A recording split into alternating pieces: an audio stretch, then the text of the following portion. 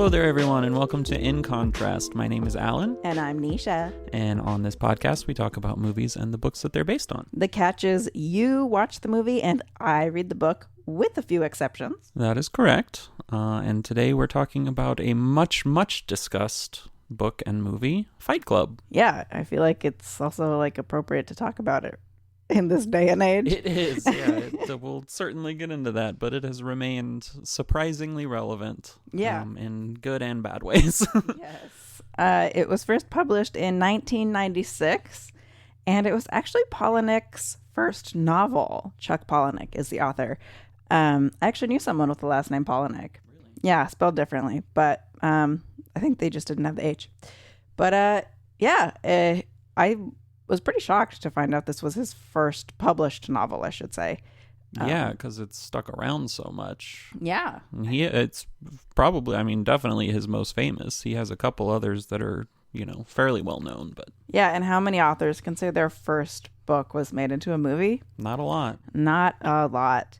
The story follows an unnamed protagonist who suffers from insomnia. He joins support groups to see real suffering, quote unquote, after his doctor suggests he visits one. Because instead of just giving him sleeping pills, the doctor says, go see what real suffering is. Right. And if your doctor ever says that, get a new doctor. Yes. Although, at least in the movie, he's definitely he seems like a drug addict when he's asking for the drugs, Yeah. It might not be the best advice that he gave him, but I probably wouldn't want to give him any drugs either. He was like, give me the drugs. Yeah. If you are struggling with drug addiction, and your doctor says go see real suffering, get a new doctor. Yes, absolutely. Yeah. He then meets Tyler Durden, and they create Fight Club as a sort of way to let men relieve their emotions, I guess. Yeah. There's probably a million different ways that you could, realistically look at this, but found within the context of the property itself, that's what Tyler is preaching. This is a form of expression and freedom. Yeah, that's a good way to put it. Expression and freedom. Yeah. And I think emotions are kind of the three big things. There also is actually a prequel to the book and two sequels. This I honestly did not know about. Maybe I'd heard about it a long time ago, but I did not remember this.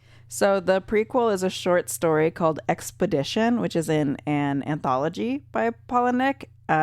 It looks like it's kind of hard to find. I didn't look too deeply, but it's not like Fight Club you could probably pick up pretty easily almost anywhere. Yeah. But this one seems like it'll be tougher to find. And then there's Fight Club 2 and Fight Club 3, which are both graphic novel series or comic book series, which is pretty cool. Do you have any idea what kind of happens in those? Yes, I do. Okay. And we'll talk about that later. All right, fine. Yeah, and I will say we shared notes this time a little bit, and I have an answer to one of your notes. Oh, great. Okay. So. Well, yeah, I'm especially curious what a prequel to this would be. Oh, I don't know anything about the prequel. Okay. Because, it's okay, yeah, you could see a sequel, in the aftermath of Project Mayhem or whatever, but what... Yeah. What are we just learning about his boring office job life before this? I don't... Well, it is a short story, so it's probably something about his downfall in 10 pages or something like that. Seems unnecessary. Again, I don't know because I haven't read it, but it's just I feel like you pretty well understand this character going in, at least in terms of what the story's trying to get across. Yeah, and I would say that as far as prequels go, it doesn't need it, but it being a short story makes it more understandable to me. Palahniuk's not writing a whole novel, Right, which also means it's not some sort of just I had some extra ideas, let me make some money off of it or something. That's not a way to make money, really. So no. It just, more than anything, it just makes me really curious what it contains. So we should look that up. Yeah, okay, we will. So the book was received overall pretty well. There are people who criticized its depiction of masculinity, especially toxic masculinity, which is fair, I would say. But it's also argued that they missed the irony of it. Yeah. And yeah, there are absolutely people who are like, this is the peak of masculinity, Fight Club, dude. And then when you like read it, you're like, ah, yeah, these people are absolutely missing the point. See, that's what, obviously that's going to be a big part of this conversation. Yeah. I think that kind of dynamic of looking at it is very much like the crux of the conversation still revolving around this. Mm-hmm. But I'm curious, like my perception of it is that I understand certainly why the movie makes people feel that way. Yeah. I feel like the book is more direct about its intention.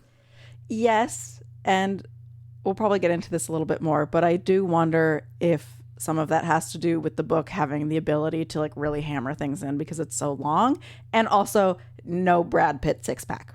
Well, sure. But I guess the only point there is that I'm surprised that the book on its initial release would still have had that kind of misinterpretation, because it just feels very surface level. Yeah.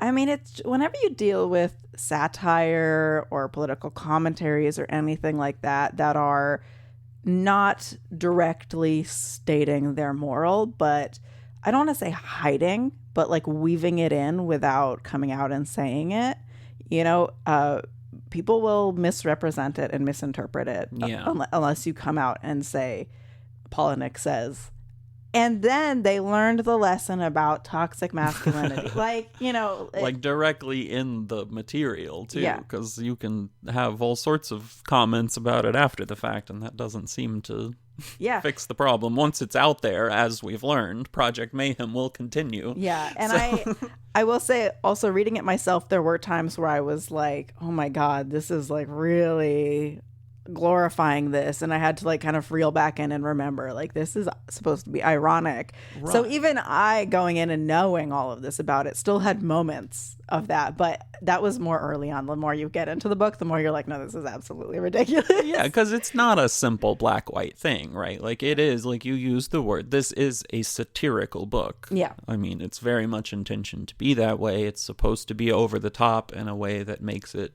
understandably ridiculous, right? Yeah. But it's also not that simple, because it is talking about like kind of an innate human reaction to things and kind of an animalistic nature and things like this. And so it's almost like, well, it could be dangerous because it is like a tempting way to behave for many people. Mm-hmm. But it's not. I mean, obviously, again, what it's trying to communicate is that that's no way to live. Yeah. Absolutely. Before I let you give a little bit of background on the movie, I want to just add that this book has won 2 awards.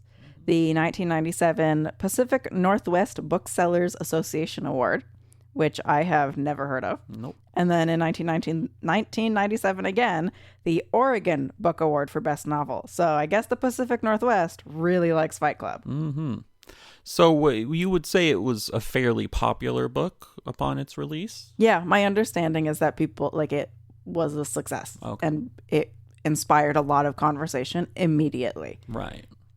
Whether I wouldn't necessarily say it was a universally positive reception, because it is, and that always happens with satire, but yeah, it was popular, and obviously the movie was made not that much longer. So, right. Yeah, it was popular basically immediately. Okay. Yeah, so the movie was made only 3 years later in 1999. It is, I mean, for God's sake, like one of the most 1999 things that exists in this world. Yeah. It was really funny to go back. I hadn't watched this in a while. Yeah. Yeah, and I guess I should admit that I have seen it too, but it's been a very long time. Many long time. I mean, again, like, who at this point has not seen Fight Club, you know? You know, if there was a person who hadn't seen Fight Club, it would be me. That's true. Yeah. That is true. But that's all the more like argument to that everyone has seen Fight Club. Yeah.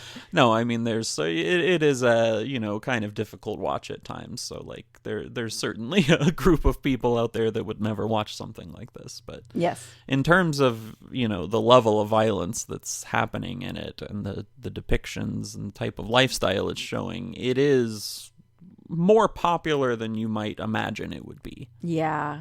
Yeah, that's true. So this movie was directed by David Fincher. It's one of his kind of earlier ones, and it has a lot of themes that he has used quite a lot throughout the rest of his work. Which is interesting because that's the same for Palahniuk. Mm-hmm. These are themes he also likes to explore. Yeah, it's one of those things where it just, sometimes these properties, even if they're written by somebody else, it's like they're designed for a certain director or something, It's like these two should be friends. Yeah. And then we have, Edward Norton in our lead role as the unnamed narrator. I really like Edward Norton. He's great, yeah. And this was, again, kind of a breakout role for him. He was somewhat known, but... Mm-hmm. And then we have, of course, Brad Pitt, as you already mentioned, as Tyler Durden, his BFF. His other half, you might say. And then, those are obviously the two main characters, the people we spend the most time with. The other two most important characters to mention up front would be Marla Singer, who is played by Helena Bonham Carter. Mm-hmm. And I get this feeling that she is more prevalent in the movie than she is in the book in terms of like page versus screen time relative to the total time. Well, if you were to work out, I'm in statistics right now, so if you were to work out the mathematical equation and show the like bar graphs of screen time versus book time, yeah, probably. Well, I mean, we have a whiteboard right here. Why don't you get to it real quick? Maybe I'll make a post about that or something like that. But Marla, who I'm probably going to call Marlena a few times because we just did Water for Elephants recently. But Marla's actually quite present in the book, too. Okay. Yeah. All right. Well, I'm curious to hear how she's presented. And then, it's just good fun for mentioning. We have old boy Bob. Mm-hmm. Who is played by Meatloaf in the movie, which is just a great joy. Hold on, I need to look up a photo of Meatloaf. Meatloaf. R.I.P. Singer. Oh, he's dead? Yeah. Oh, when did he die? A few years back. A while back. This is an old photo of him. Let's see new photos. Oh, he is that is exactly how I pictured Bob. Really, really good. So yeah, that that long hair kind of Meatloaf. May he rest in peace. But yeah, absolutely. And then there are a few other quite famous people, and then most notably probably Jared Leto, who is in literally every movie like this because I guarantee you he's drawn to these kinds of movies for all the wrong reasons. Yeah, I feel like there's that 6 degrees of Kevin Bacon. Uh-huh. We should do 6 degrees of Jared Leto. Okay, that should be our new you have. We have to. No, actually, we'll do 6 degrees of Austin Powers. So get prepared for that for next time and see if you can connect our next book or movie to Austin Powers. See, now I have to think about that for this one already. Yeah, well, don't worry about it too much.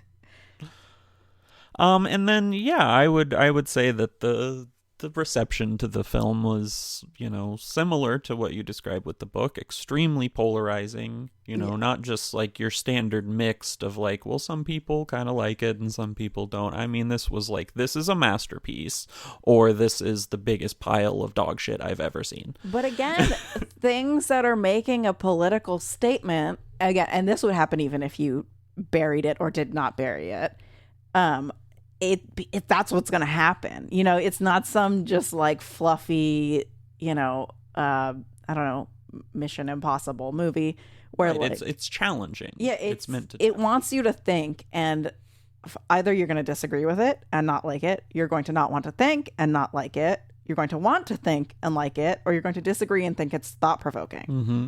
So there's no in the middle. No, really, definitely not. Unless you fell asleep halfway through and you're like, I don't know, I saw Brad Pitt and then I went to sleep. It was okay. And the problem here is that this had, the film version of this had so many layers of that working with it that I think is what has kind of built this reputation around it, along with the polarization. Yeah. Because, we're talking about the content of the book and movie is already going to be somewhat polarizing. Yes. And easy to misunderstand, as we've already mentioned and will continue to mention. Yeah. But so something that's really interesting with the movie is that the big thing around it was the marketing.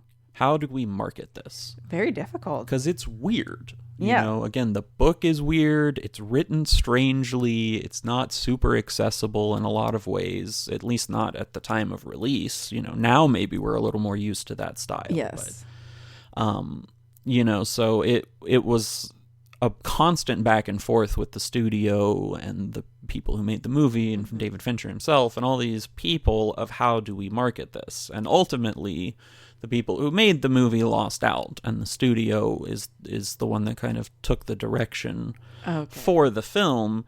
And I think that they saw something in it that was correct, but they obviously misunderstood the purpose. Yeah, okay. And so they really went all in on, like, this is a dude movie. This is just dudes being bros and guys. Muscular, like man meat slapping, man meat slapping. We're just gonna throw it down. Yeah. That's obviously the way that it went with this. So it, I think, really increased people's perception of it. And this is a common thing with movie marketing, where sometimes it's advantageous because it ends up, throwing a wrench into the movie in a way you weren't expecting before seeing it. And sometimes that can be a really positive thing because it's a good surprise or it's a twist or, something like that. But it's just such a common thing that movies become disappointing to people because of the way that they're marketed, not aligning with the reality of it. So in the publishing sphere for books, which I bet this exists in movies as well, we have these terms called high concept and low concept. High concept means you can pitch it in a sentence. Superheroes are attacked by aliens invading and must save the city. That is a high concept movie or book. Low concept means I'm going to have to pitch this to you in a paragraph or more. And what you are saying sounds like this movie or this studio invested in a low concept book. This is absolutely a low concept book. Yeah. There's no way to pitch this in one sentence and capture what it is.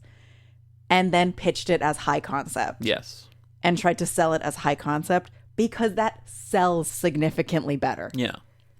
There's a reason that people look for high concept because there's no attention span. You have to grab it immediately. Well, that's the thing, is that no matter how it was marketed, it was always going to be misinterpreted. Yes. Because on its surface level, it is what we're describing. It's all machismo and violence and all these things. So that was always going to happen, because of that. But yeah, so it makes sense why they went that way. And again, like, there was a long back and forth leading up to this of how do we do this because of exactly what you're describing. It's really hard to give a one sentence of this that is not reductive. Yeah.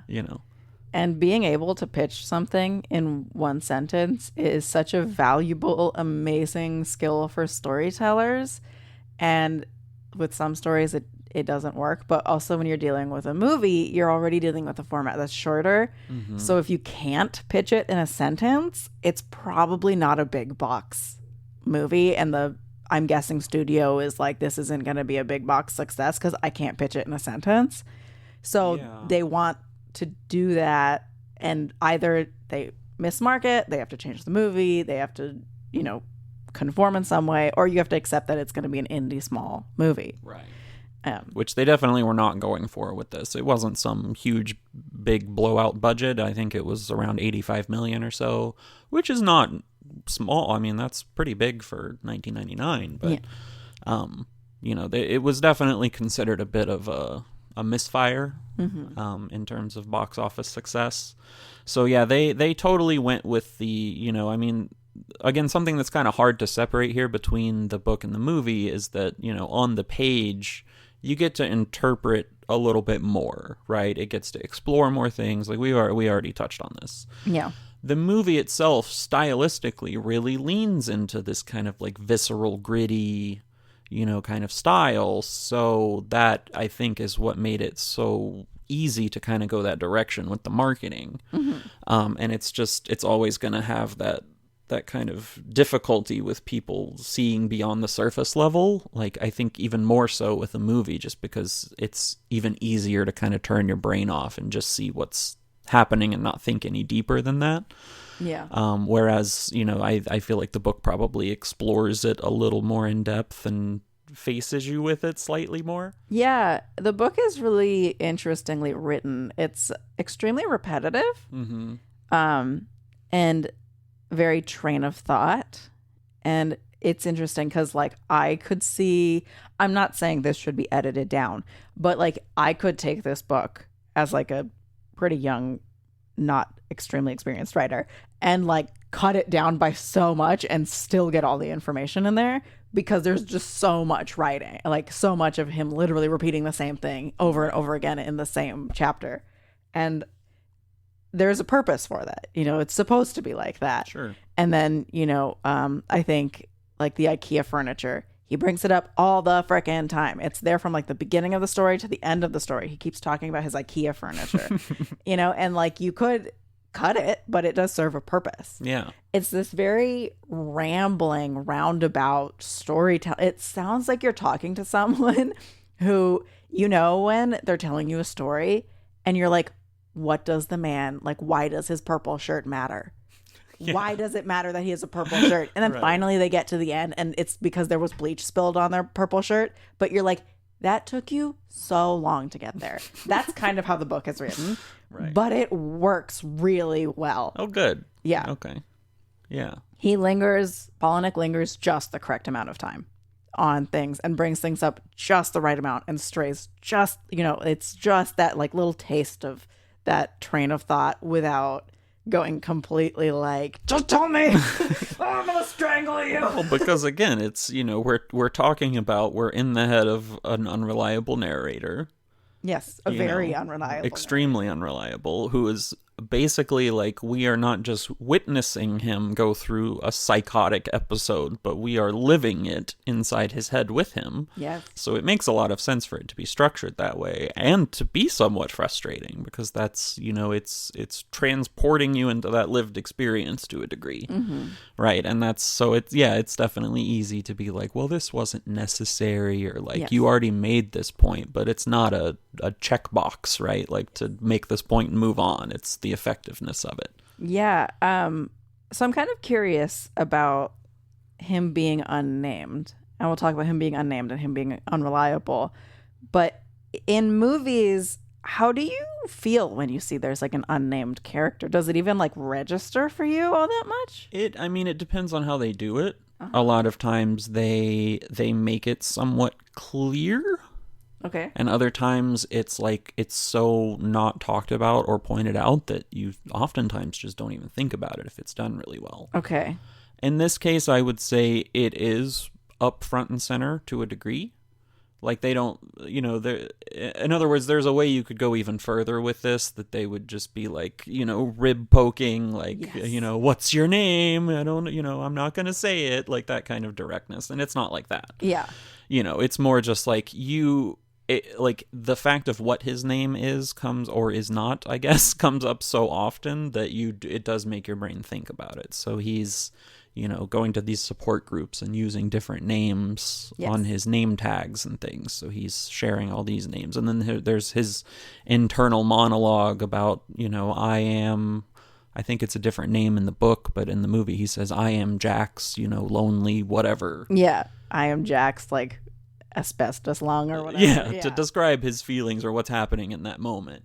So he's like assigning himself that name. Mm-hmm. And then of course there's also the kind of alter ego portion of it. So it's so ingrained into what the movie and the story itself is that it definitely comes across and has you asking questions about it. Yeah. Because obviously in books it's very different. So this is first person narration, which is like, odds like probably if you're gonna have an unnamed narrator, you should have it be first person. I feel like you have to, right? Yeah. There's I think Annihilation does third person, but they assign them like the biologist. Right. So there's other books like that. You have to find a way to do it, and if it's gonna be third person, you better have like a reason. You know what I mean? First person, like. I talk about Rebecca all the time, but it's the whole point is that she's assuming someone else's identity, and like you don't even think about her name. You think of her as Mrs. whatever the last name is. But in this one, it's the same in the book where he talks about we don't see him putting names on name tags or anything. He's literally never even given a fake name, except for once. But he is saying, I always gave a fake name at these support groups. Like when he meets Marla, he gives her a fake name for the first time. She doesn't learn his real name for a really long time. But it starts slow where you don't really think about it because it's like first person and he's just saying like, I was giving fake names. And then it ramps up more and more where you're like, I don't know what this guy's name is, but it really works because it is an identity crisis. That's true. And as you get further into this crisis with him, you think more and more about what the heck is this guy's name? Yeah. Yeah, that's interesting. It really does fit with the whole identity crisis portion of it. Because he's struggling with that on multiple levels, right? Not just his own personal identity, but, what it is to be a man and all this, what it is to live in this society and all these things. So Yeah. And then, again, being unreliable narrator in a book, it's so first person. It's so easy to do something like that. And Palahniuk, again, signals it very well with very heavy-handed but appropriately done, like mentions of personal bias and like personal preferences, and like his personality really shines through. So so early on, you're like, this guy, I can't really trust his view on the world.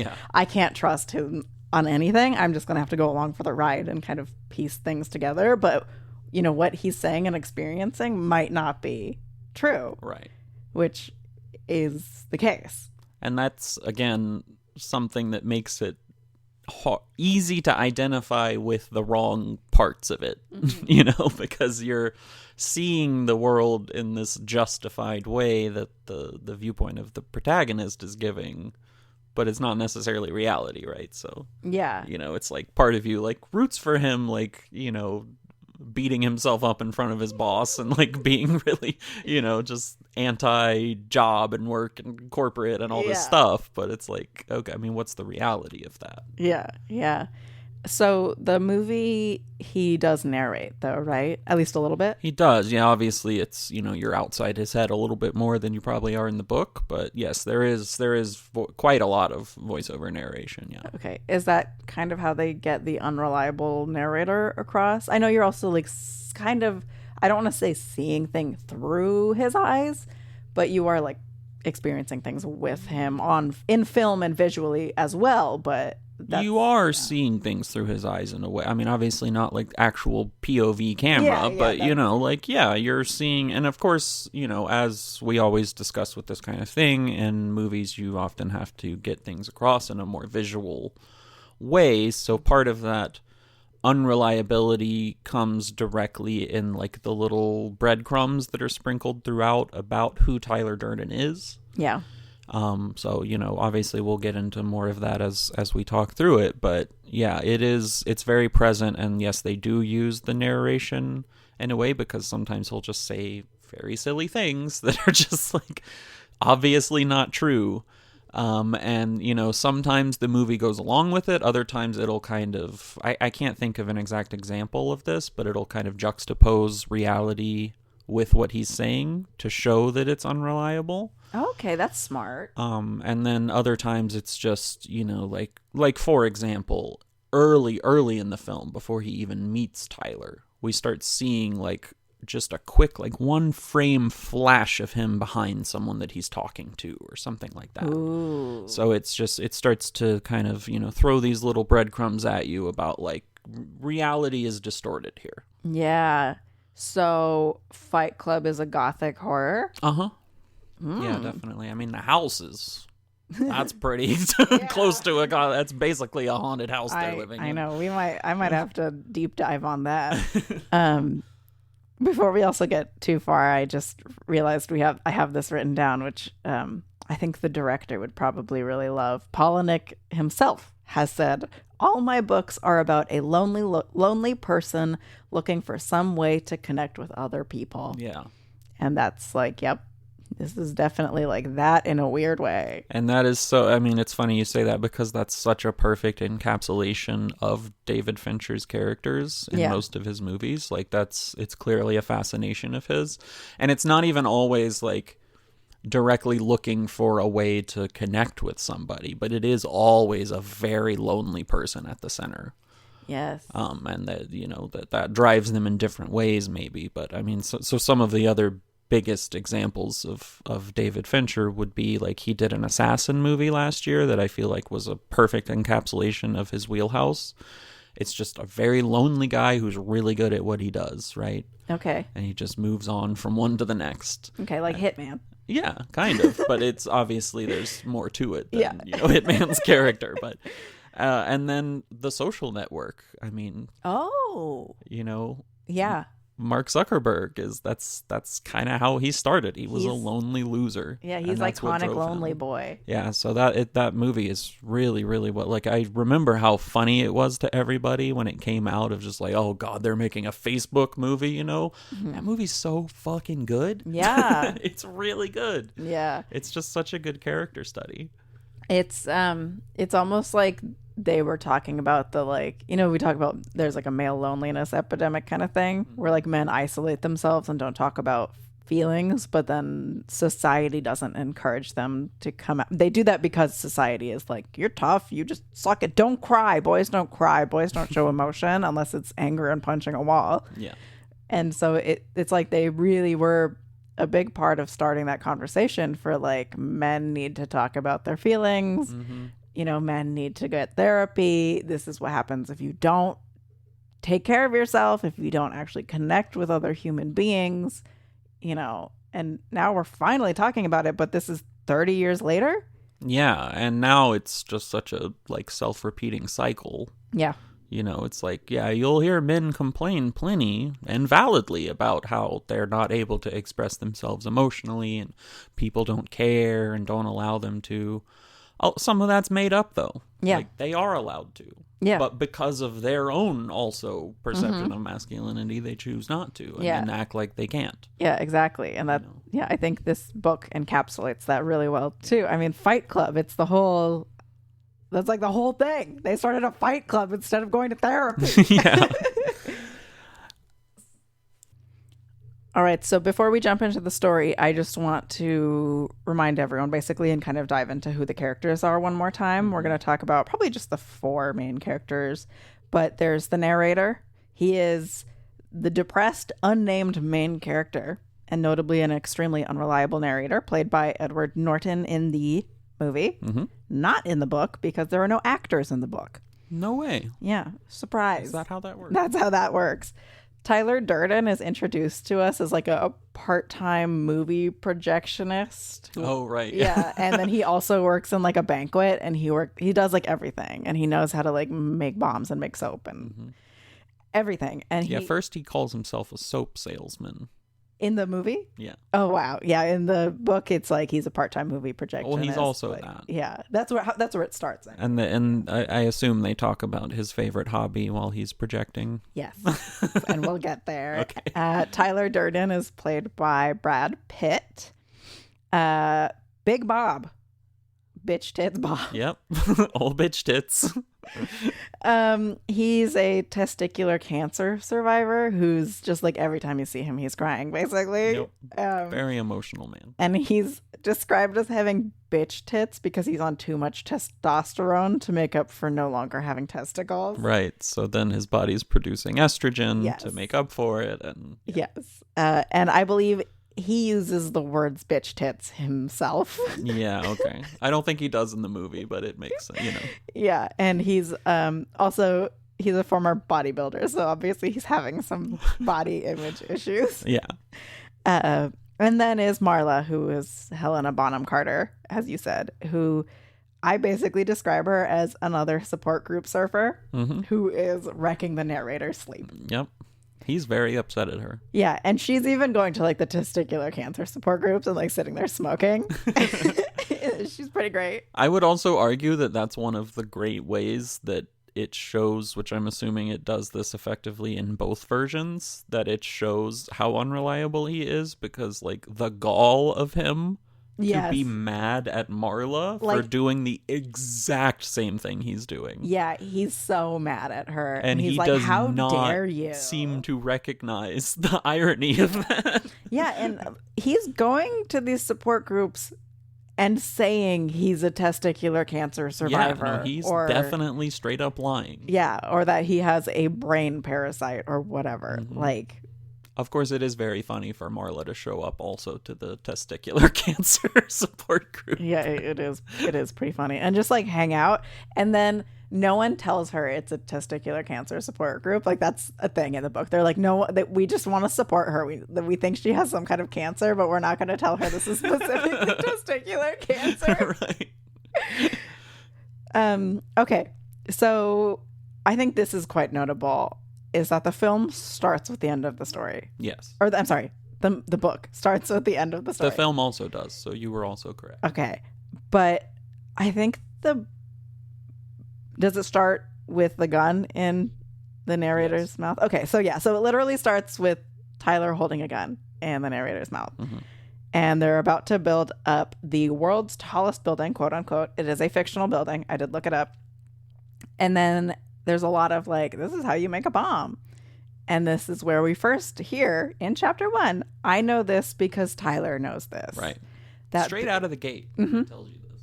Big bombshell. And that's how it is in the movie. Yeah, they use that exact line, I mean, probably within the first 5 minutes of the movie, yeah. Yeah. Okay. Chapter 2 is we're like back. So you can kind of think of chapter 1 as like a prologue that starts at the end, and we're getting back to chapter 1. It's a tone setter. Yeah, it is a tone setter. So the chapter 2 where we really start is the whole thing about the doctor saying like, you need to go see real suffering. We meet Bob.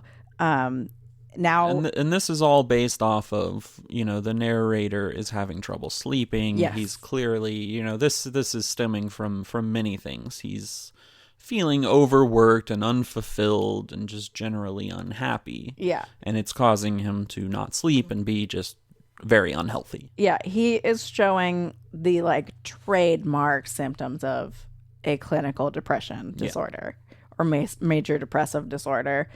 And he starts going to these support groups and he's finally able to sleep. Like, it's almost like expressing yourself and talking to people is a good thing. Yeah. Because he's getting like full emotional release, right? Yeah. How just being able to cry into some big strong man's bitch tits will really do it for you. Yeah, and that is a whole thing, is that's like one of the only times he's allowed to cry is in Bob's arms. But immediately Marla shows up. Yeah, ruins it. She ruins it and he can't sleep anymore. And then we go on to basically a chapter of like him talking about how every time he's on an airplane he wants it to crash. Mm-hmm. And yeah, there's a couple of those examples in the movie, but that's the big one when he's on a plane. Yeah. And he just, he has these visions of, what if something just terrible happened now? Yeah, and he's talking about like, the plane flipping. And by the way, planes, they don't really flip over. Yeah. That's not really like, that's exceptionally rare that they flip over. When you feel a plane, I have to get into this. When a plane lands and you feel it like pulling to one side, it's not trying to flip over. Yeah. It's just either the pilot had to land a certain way and we're correcting now. There's a gust and we're fighting it. It's not the plane trying to flip. The main character, I almost called him Tyler. The main character thinks it's going to flip. It's not. It's not going to flip over. Something absolutely ludicrous has to happen. It's not going to flip over. Thank you for listening to yet another episode of Aviation Facts with Nisha. I'm so sorry. This is also where this is one of my favorite lines is the main character calls someone calm as Hindu cows. And I was like, hold on, the cows are Hindu? I mean, it's a portrayal of the cow in Hinduism. if a religion stops people from eating you, I would probably join that religion too. But I'm gonna tell you, we live in a ranching area, and this is where the cows live to get eaten. They're truly happy. Those are some freaking happy, calm cows. They're like next to the highway, just chilling. This is also where we meet Tyler. Yes, on the plane. Oh, in the movie. In the movie, you meet on the plane. Okay, so they meet like. This is one of those train of thought things where you're like, all right, bring it back around, Palahniuk. Where are we going?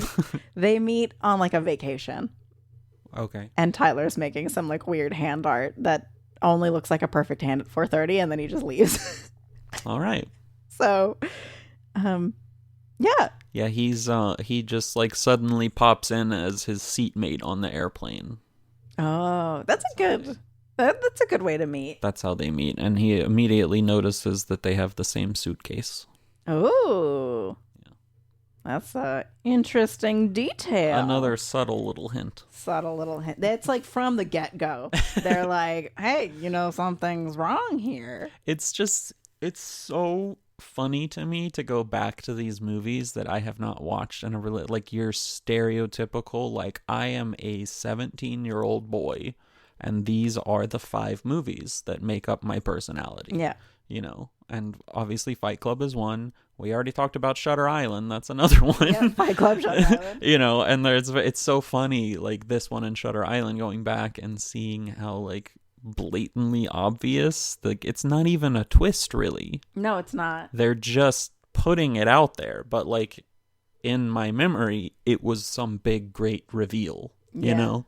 It's just very funny to me to go back and see that, because at the time I didn't recognize it. Yeah, but now reading the book, I was like, oh, well, okay, I know what's happening. It's chapter 1.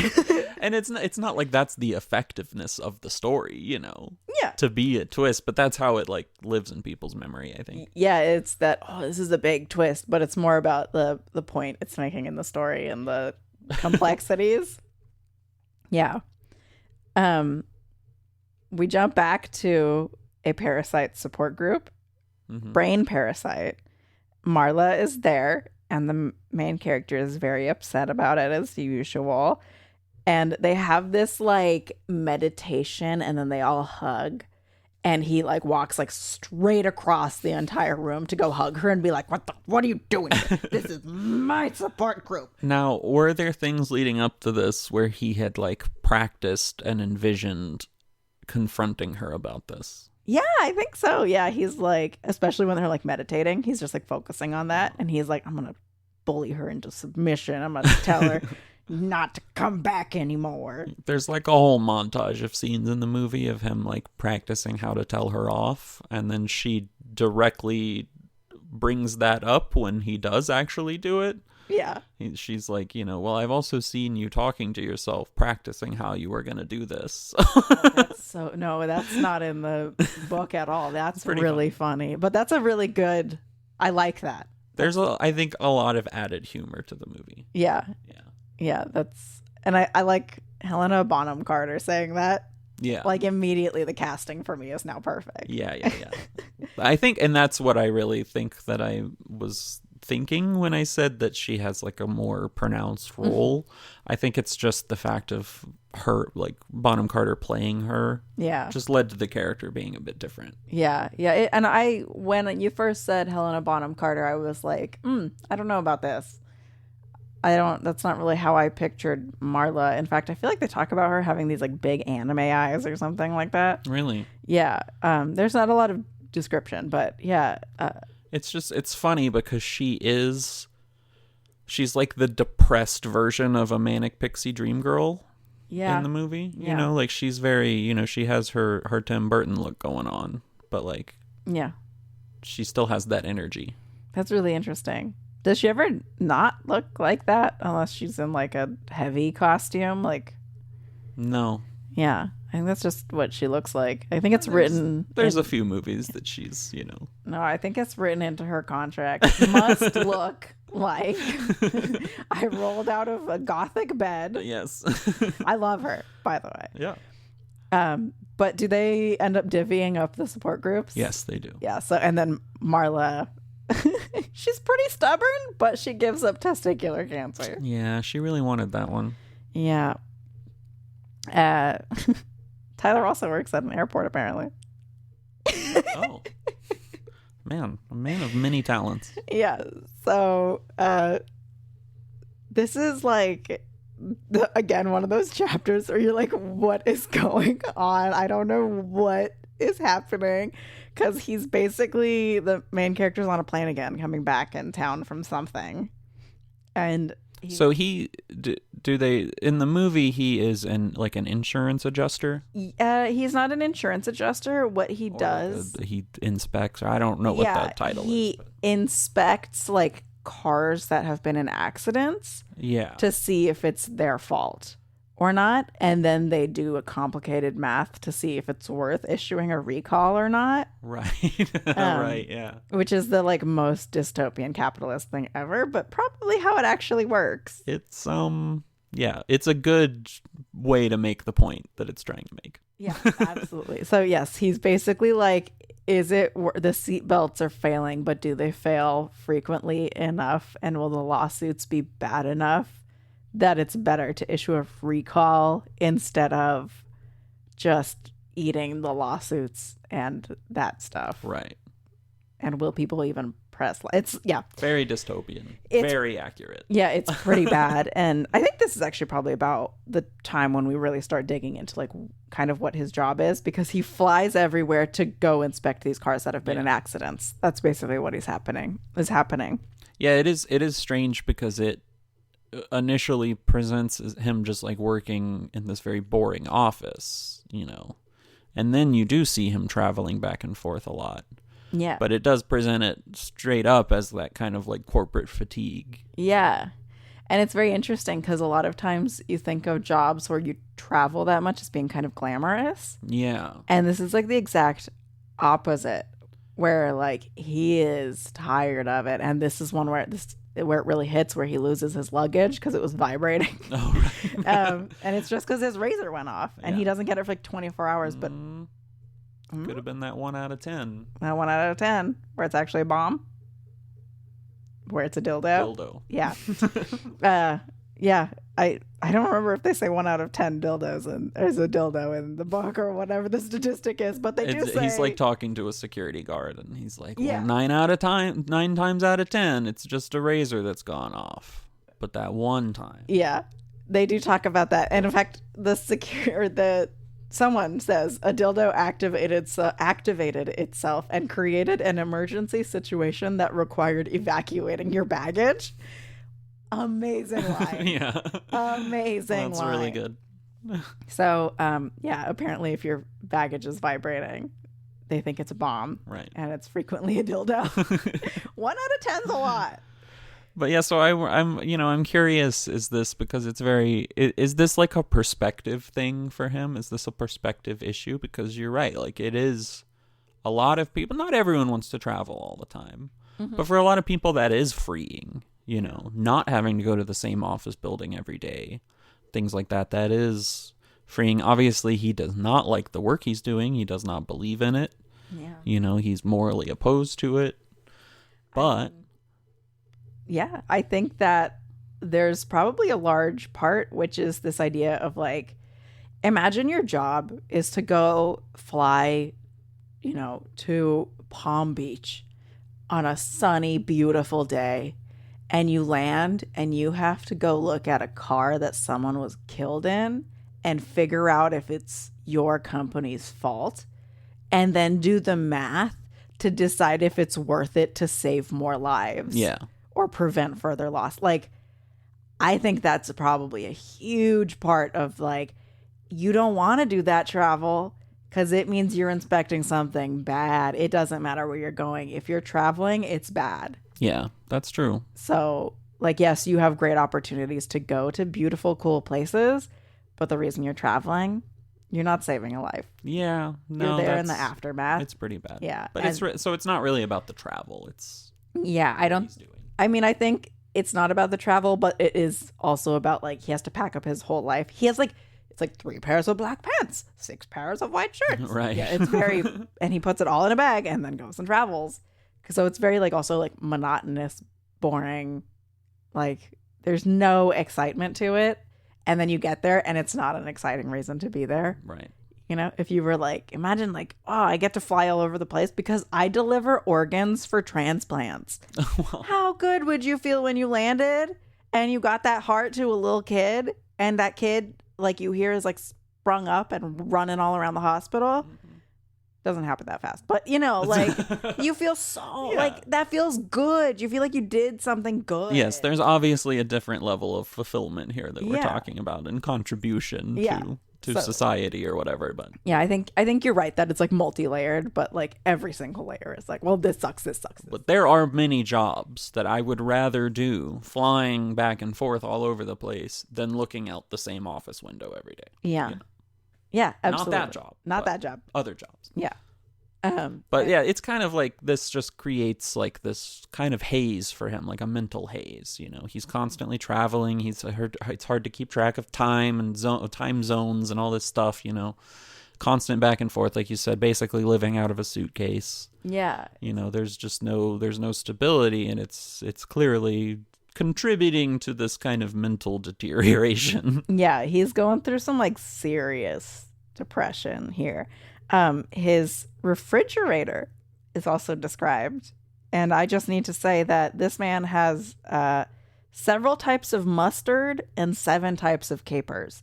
No good food or useful food in his fridge, but mustard and capers? I was going to say, this sounds like a dream scenario for you. That sounds amazing. Those are like your 2 favorite things. Yeah. But yeah, there is a scene in the movie where he like goes up to the fridge and it's pretty much completely empty, and he's just kind of looking around, and then he grabs a bottle of mustard and just eats a spoonful of it. Ew. That's his snack. That's too much. That's too much. I think this must also be... Is this where his apartment explodes? That might be. Well, this is shortly after he meets Tyler. He continues on his way for a little bit, and then... So this, in the book, is where he moves in with Tyler. Well, after his apartment, yeah. Yeah, so I think... I'm saying he meets Tyler, you're learning about his travel schedule and all this stuff, and then he comes back, and his apartment is burned down. Yes, I apparently didn't write that down. Oh, no, there it is. It is written down. But I was more excited about the mustard and capers, so I didn't say that. Yeah. But yeah, so his apartment is blown up somehow. Yeah, they talk about there was like some sort of a gas leak from the oven, or I don't know, something. The fridge. It's that there's a gas leak from like the oven or stove, and then when the compressor for the fridge turns on, it blows up the apartment. Yeah. So the apartment is just blown to smithereens, and his IKEA furniture is on the sidewalk. R.I.P. R.I.P. IKEA furniture. And so he moves in with Tyler, and Tyler's like, "But I need you to do me a favor. Hit me as hard as you can." And thus Fight Club is born. Yep. That's it. That's the whole story. That's the end of the movie. So, you know, obviously there's a little bit of like disconnect with like, how did he reconnect with this strange man that he, you know, met on a vacation or on an airplane or whatever it may be. Yeah. In the film, he realizes that he has slipped his business card or something into his pocket and is able to call him. Yeah, I don't know how that happens in the book. I'm not sure. I feel like he's just like, and I called Tyler. Yeah, it doesn't really matter, but it's, you know, it's this extra layer of just like, things are fitting together a little too smoothly to reconnect with this stranger. Yeah. You know? Yeah, and the fact that the stranger is like, yeah, sure, you can move in so long as you punch me in the face. Mm-hmm. Into my derelict, like, abandoned house. Yeah, it's like in the worst part of town. It's fallen apart. It's like, what the heck? It's not even in a place. It has like one toilet for like a bunch of units, but no one else really lives there. No. Yeah. I mean, in the movie, it's kind of just like a standalone structure. Oh, okay. It literally looks like an old haunted house. Yeah. I mean, that is basically what I was picturing. Kind of falling apart, holes in the floors and in the roof. It leaks when it rains. Yes, it does leak when it rains. And it does have like a, I don't want to say a garden, but it does have like land as well. Yeah, it's not just a building. There is a yard. A yard. That's the word I was looking for. Thank you. In the book, we kind of do a time skip, actually. Okay. Where we sort of speed ahead and Fight Club has taken off. Okay. And before you learn the details about it, you mean? Basically, yeah. It's like they like say that he's going to punch him in the face, and then they like hard cut to like months later. Only it's so big that only the first 50 people who sign up to get in can get in or whatever. Mm. And then they give us the rules of Fight Club, which I will run through in a second. But like there's just like a huge gap of time that they just like skip over. Oh, I guess I'm surprised that happens that way in the book. It's a very short period in the movie before it develops into that, but it does show like the progression to a degree. Yeah. How do they show Fight Club growing? It's really kind of a mix. So it's, they start out with just a group in, the basement and are just fighting each other. And then he, kind of narrates that every week more and more people would show up and the word was getting around town. And then, I think the kind of big marker for him is when Bob comes to, or when he starts talking about it. Yeah. And then that's when he starts to learn that, there's like other satellite groups popping up that are not even being managed by him or Tyler. Yeah. Or then he starts to hear about like, Tyler's been like creating these other groups on his own. And, yeah. So it just kind of snowballs from there. Yeah. Yeah. So we do get that progression from like 50 people or 100 people or whatever to Bob shows up to there are the satellite groups. Like that happens in the book. But it's just that like probably like what I would guess is like 2 months, 3 months where you're just like, they're going to fight. And the next thing you know, this guy is like beat to hell at work. Yeah. And they're like not letting people in because it's too busy. It's kind of the same. I mean, it's just, it skips over what I would call details that don't matter. Yeah. Yeah. Yeah. It doesn't matter. No. Especially because this is not actually about Fight Club. It's about the main character. Right. All right. So what are the rules? This is clearly the thing. Number 1, you don't talk about Fight Club. Number 2, you don't talk about Fight Club. That was not a glitch in the audio. I said the same rule twice. I think that most of us have heard this at this point.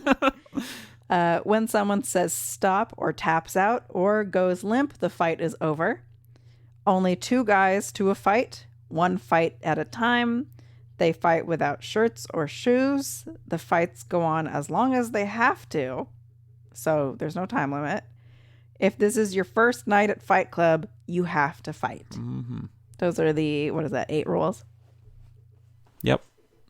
But yeah, so Brad Pitt delivers that same speech in the film. It's obviously one of the iconic moments. Yeah, he's like standing in the middle of everyone. Yeah. And just his, he just has a certain way of gesturing and body language that just really makes it work. Yeah. Yeah. And it is, I feel like it's like a scene that you've seen the stills of everywhere. Definitely. Online. And it's basically exactly how I think that scene is portrayed in the book, where he's like standing in the middle with a light above him and all these men around, and he's like the ringleader, and Edward Norton is off to the side kind of being coy and shy. And that's really what it feels like. I think they captured that like specific part very well from my understanding. Yeah, it makes sense. Yeah. The main character is now sleeping great and doing great again because he's fighting people every week or whatever, once a week. Until Marla returns, who calls them because she thinks she's dying, but Tyler picks up the phone and goes over to save her. Yeah, she's like very nonchalantly like, yeah, so I just ate like an unknown number of Xanax just for fun. Yeah. And she's like, now I'm probably gonna die. I don't know. Yeah, but I think it's quite hard to overdose on Xanax. No, I mean, of course, it's an unknown number that she has That's ingested, but I mean, it seems to imply she has eaten an entire bottle full of bars. So yeah. no, that'll do something to you. Yeah. Well, she's fine. And she just ends up having sex with Tyler all night. Right. So he, like, Edward Norton in the movie, he doesn't want to, like, talk to her. No. Really. So he just, like, notices she's rambling on, so he just kind of leaves the phone off the hook. Oh. And then Tyler wanders over, at least this is how it's recounted, Yeah. He, like, wanders over and picks it up and hears her talking, and then, Oh, okay. No, in the book, Tyler is the one who picks up the phone. Oh, okay. He answers and goes and gets her. I think that we're just going to call him Edward Norton is not around at the time or something like that. Mm-hmm. So yeah, Tyler does that, and then Edward Norton's all upset about it. And he's like, what's Marla doing here? Now I can't sleep again. And they're just, like, constantly having very loud sex. Yeah. Very loud, very kinky. I mean, who knows what they're up to in there? Exceptionally kinky sex. Do they describe what they're doing in there? No, but there's like they call themselves like butt wipes, and there's like clearly like a degrading thing going on, but they're both doing it to like each other. Interesting. Yeah, and like at some point Marla is like burning herself with cigarettes, calling herself a butt wipe because it's what Tyler like wants her to do. Butt wipe is the least sexy term. Yeah. Even for being degraded. The least sexy term. Yeah, I mean, look, I'm just not getting into that. No, we are here to judge. This is unacceptable. It's weird.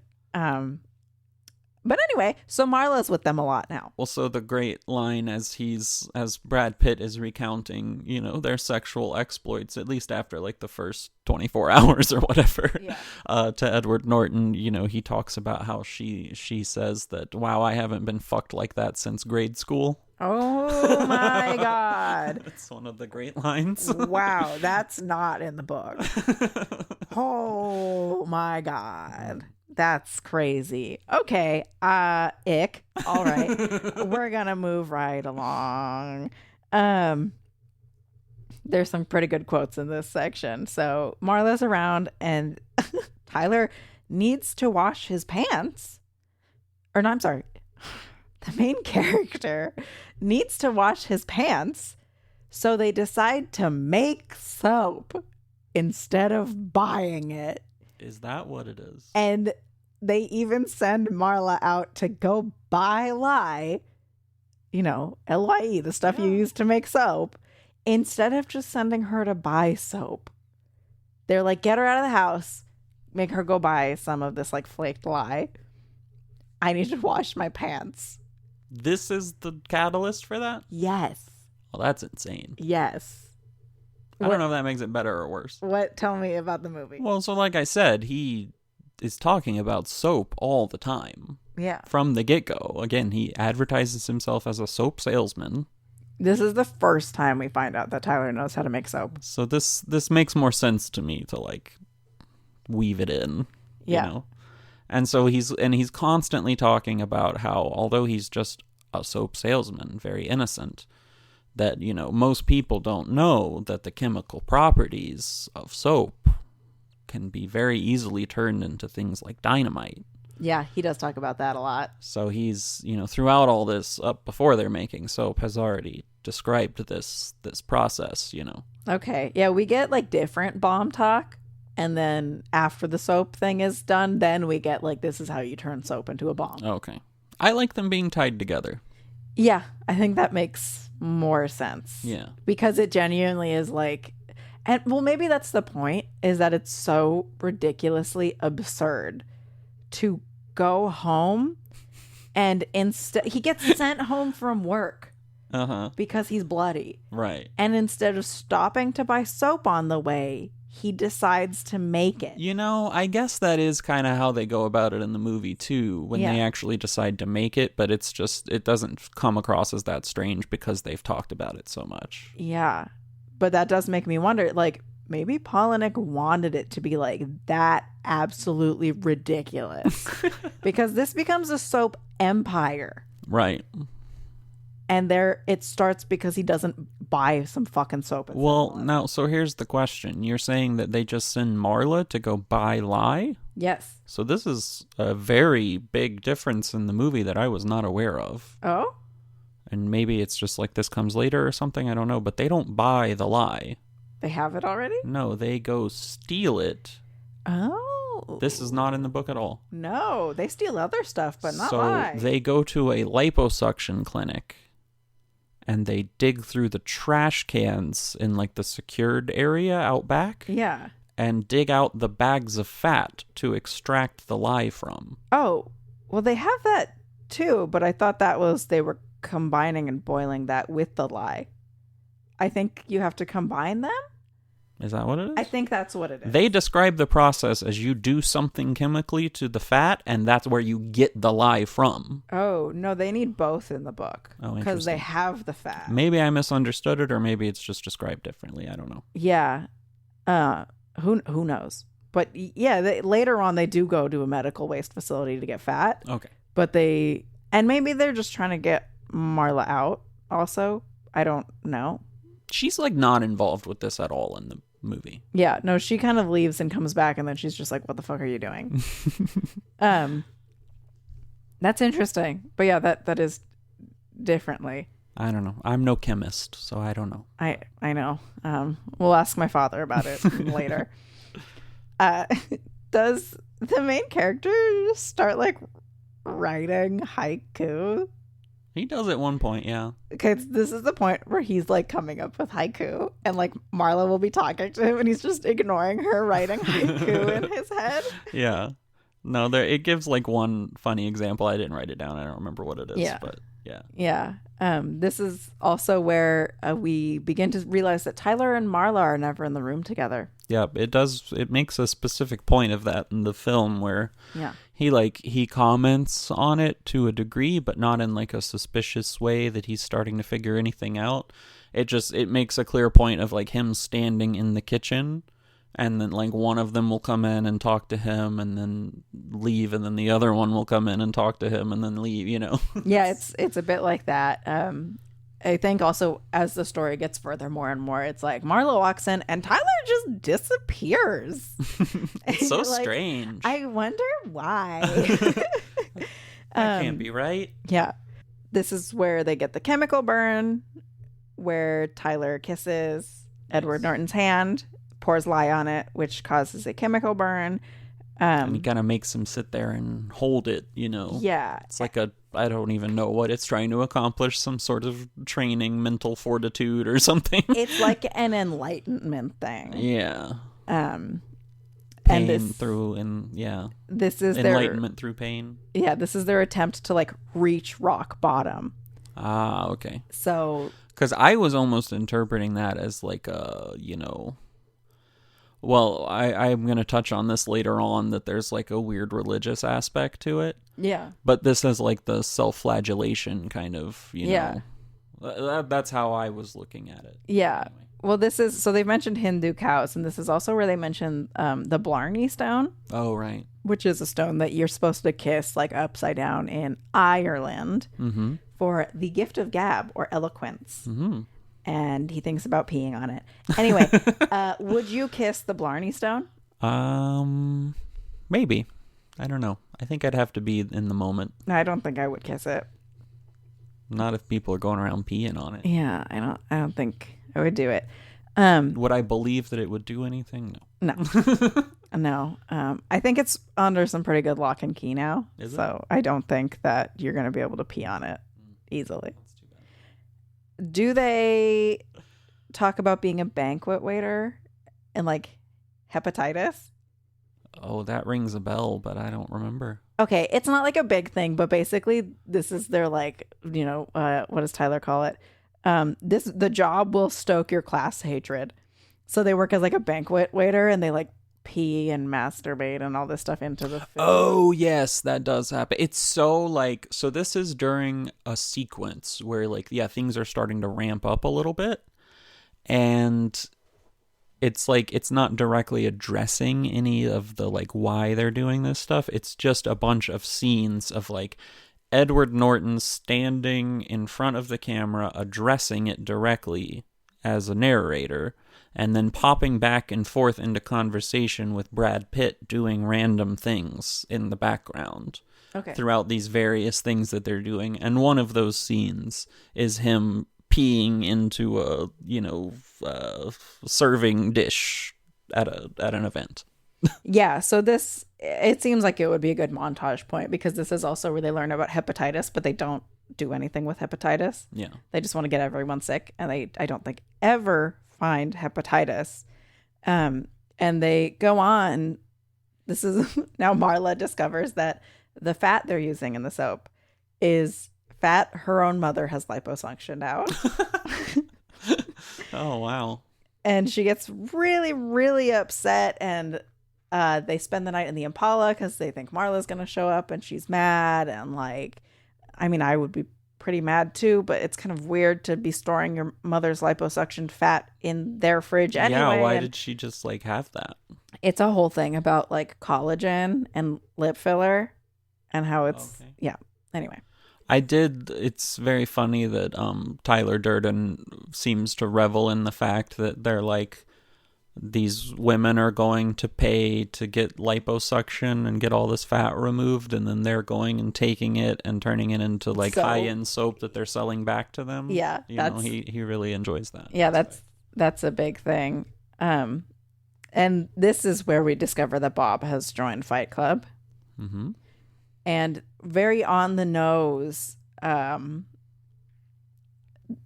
main character is asking Big Bob if he knows who like created Fight Club, or like who is this guy. And Big Bob is like, his name is Tyler Durden. Mm-hmm. And it's this moment where you realize like the main character is asking about himself. Right. Yeah. And do they do like kind of this game with people when they come to join? Like they make people stand outside for like 24 hours and not eat, and they try to get them to go away.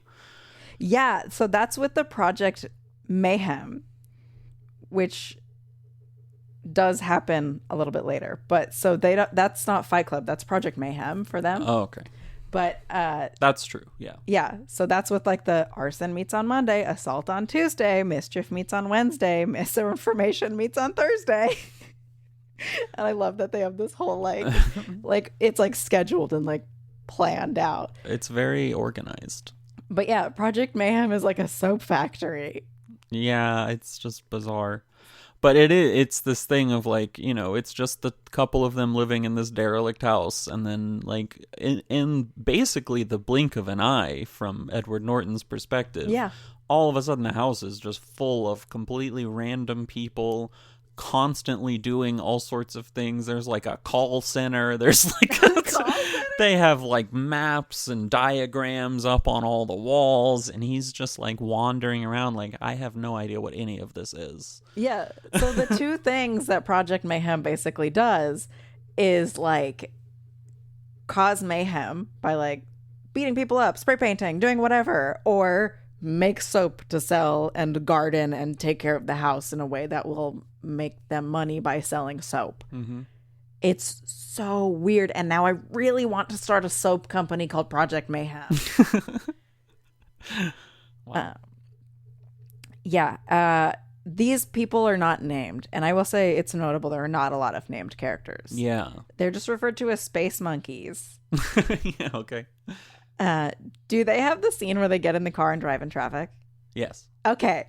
So some of the space monkeys pick up the main character from work, and they have like a birthday cake and say it's his birthday, and he's like, it's not my birthday. And then they decide to like swerve into oncoming traffic, and you have to say the one thing you're going to regret if you die right now, or else you're dying. Right. All right, Alan, what's the one thing you would regret right now, or I'm steering the car into traffic? I don't know. okay, we're dead. The podcast is over. We've died. Yeah, I don't know what I would say either. I really don't know, but maybe in the moment. No regrets. It's no regrets. He says something like quitting my job, and then like the other guys have all this stuff, so they survive. Yeah. But then he's like, no, I'm gonna steer us into traffic anyway. So the mechanic like slams his head against the steering wheel. Oh. And he's like unconscious, covered in cake. Oh, okay. It's a little different in the movie. They're just like riding around, and Tyler is the one driving. Oh, Tyler's not in the scene. Yeah. Tyler's like disappeared. Yeah, no, he's still in this scene. He's disappeared either. I think right after this scene is when he disappears in the movie. But okay. Yeah. So he's just like asking that, there's like 2 or 3 members in the back, and then Edward Norton up front with him driving, and he starts asking them that, and then but all that happens is there's like a semi truck coming. Yeah. And he's not gonna move because Edward Norton's not giving him an answer. Yeah. So he keeps going, but the truck swerves out of the way. Okay. Yeah, that happens with a few cars, but then a few others, they're like, they gotta swerve or they're gonna hit it. This is also the iconic line, we have to show these men and women freedom by enslaving them. Mm-hmm. It makes a lot of sense, doesn't it?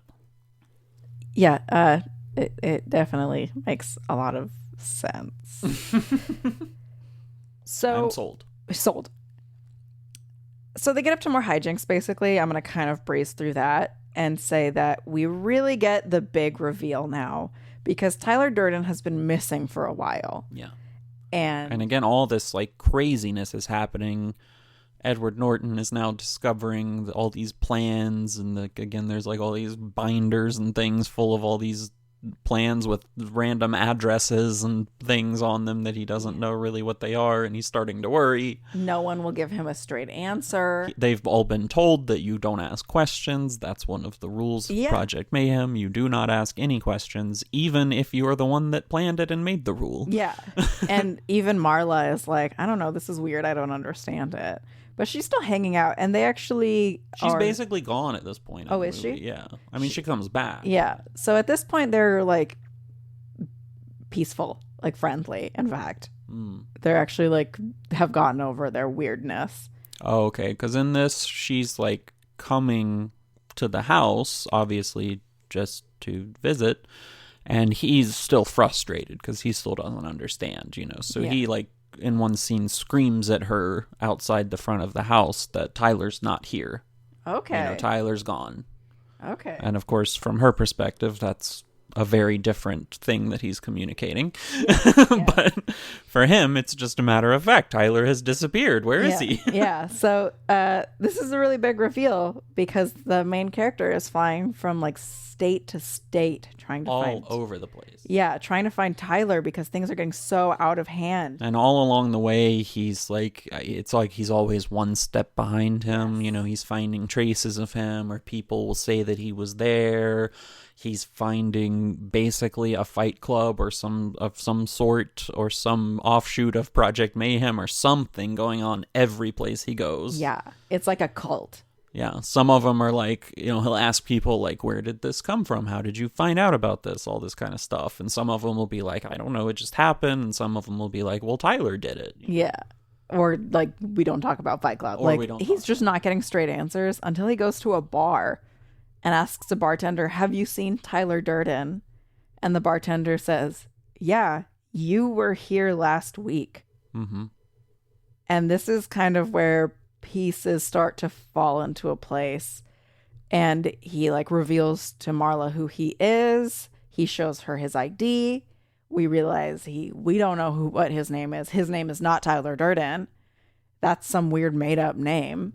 It's an anagram. No, it's not an anagram. There's a bit of an info dump in the next chapter, which I was disappointed by, but it does have the line, or it does say that like the doctor's like, no one ever died from lack of sleep, which is untrue. Who are these doctors?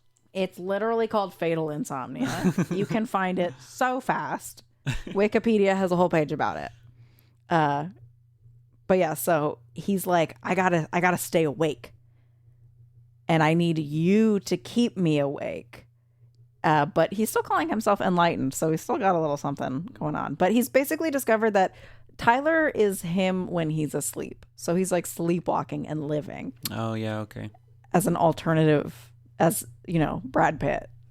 Yeah, they don't like put a somnambulist aspect to it in the movie necessarily. Yeah. It's, I mean, I guess heavily implied because he has such troubles, such insomnia, but it doesn't really go into that after the reveal. Yeah, they don't really dig into it, but basically he's like, I cannot fall asleep or I need to be chained to the bed.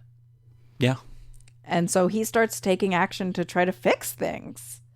And he starts to figure out what it's still unclear if he has a full grasp of the plan that he himself has set as Tyler, but, he definitely realized there is some sort of, like, grand plan of violence happening. Yeah. And he starts to piece it together, after he looks into some of these addresses that are written down and stuff. Yeah, and he's discovering that, like, Tyler is basically one step ahead of him. Mm-hmm.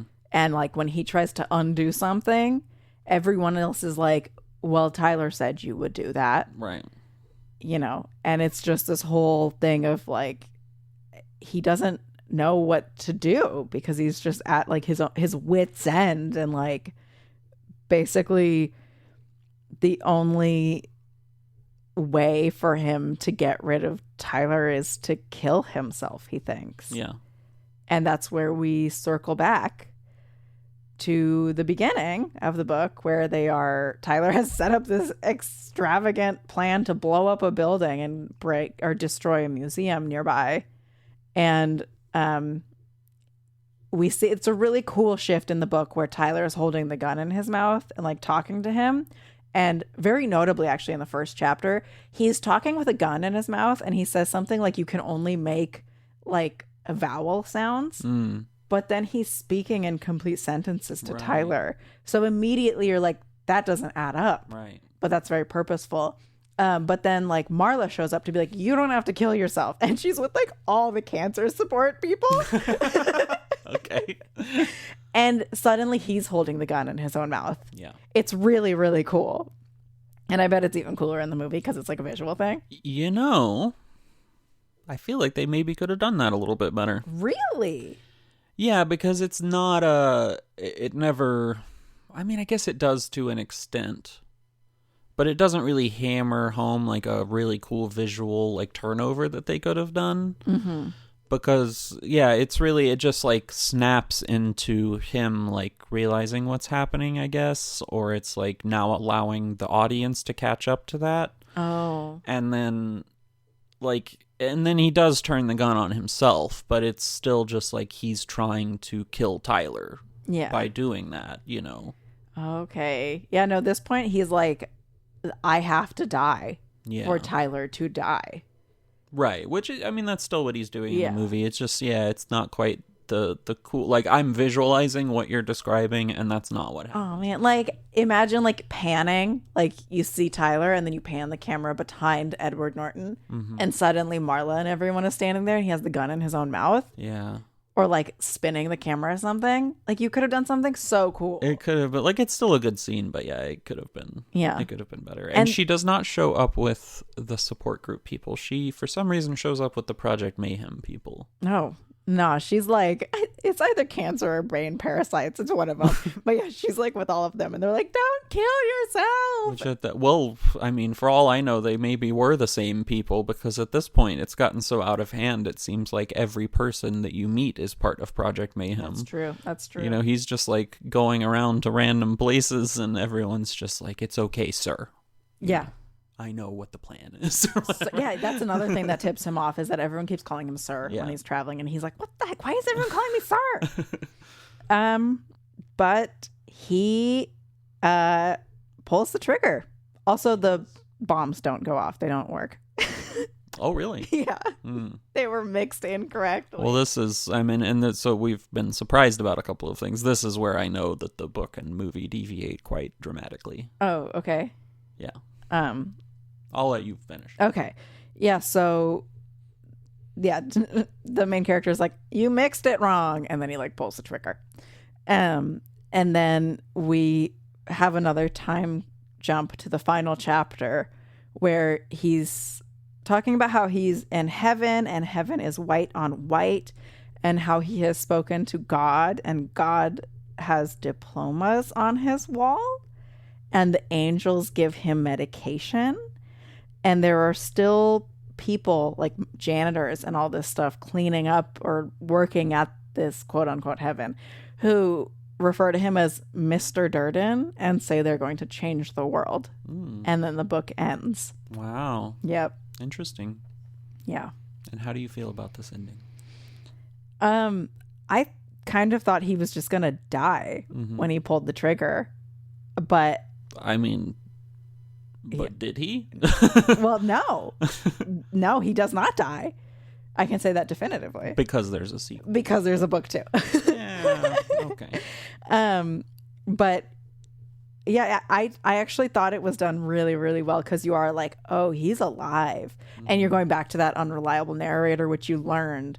And it's actually very satisfying because you're like, oh my God, this is like so deep and he's way out of his league and he thinks he's dead. He's like lost his mind.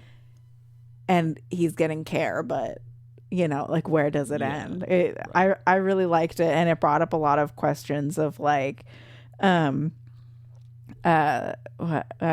like how do you undo misinformation, right, and indoctrination, and you can't put the genie back in the bottle, exactly. It brought up a lot of questions that I think a good satire should. That's great. It's just like you can say all these things, but it's not gonna, you know, once it escapes, it's gonna form into its own thing and take on a life of its own. I mean, I thought exactly of the doctor who said vaccines cause autism. And then later completely... He took it back, and he was, like, his license was revoked and everything, and it's just too late. It doesn't matter now, yeah. It doesn't matter. It's still a study that's constantly quoted. Yeah, and that's exactly what this felt like it was talking about, obviously in a much more extreme, radicalized version, but it's like, these are real things that happen, and Palahniuk knew what he was talking about, and how, like, just because Tyler Durden is dead and the bombs didn't go off doesn't mean that the cult is dead. There's still that all of this propaganda has been so disseminated or whatever, has been spread and so like indoctrinated into these people that they can't let go of it. Yeah. And there's no deprogramming that easily. You have to deprogram every single individual. You can't really deprogram a society. Yeah. Or how do you do that? And it's a tactic that we're seeing a lot of. I mean, it's, you know, there's a lot of examples of certain people, political figures, saying certain things, accusations towards their enemies. And in reality, they're just creating a narrative before the fact of them doing it themselves, you know. But at that point, it gives a distance to them from it. Yeah. So it's, oh, well, someone else was already doing it, so we now have a justification. You know, so it's very much this playbook of it doesn't, things can be designed to no longer be based in fact and no longer be corrected even from the source. Yeah. Yeah. Yeah, that's exactly how it feels. But yeah, so the movie definitely ends quite differently. So he does shoot himself, and then things continue to play out for a few moments. So everyone kind of sees what he does, and it seems to be like more of a superficial wound. It's a bit unclear. yeah, and that's kind of how I interpreted it in the book too, given that he's just kind of like talking and everything, that he's so okay. He continues to talk and stand and, you know, tries to give commands to some of the people, and then Marla's there and comes over to check on him, you know, and then he makes a comment. I can't remember what he says, but he, you know, they turn around, and this is really one of the other big iconic moments of this. I would argue one of the most iconic endings in movie history.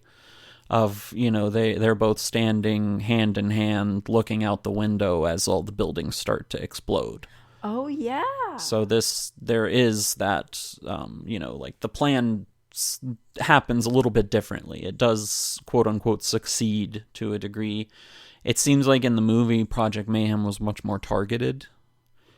So you watch as out the window, literally every single one of like the high-rise skyscrapers drops. Wow. It's like 5 or 6 buildings you see go down. Yeah.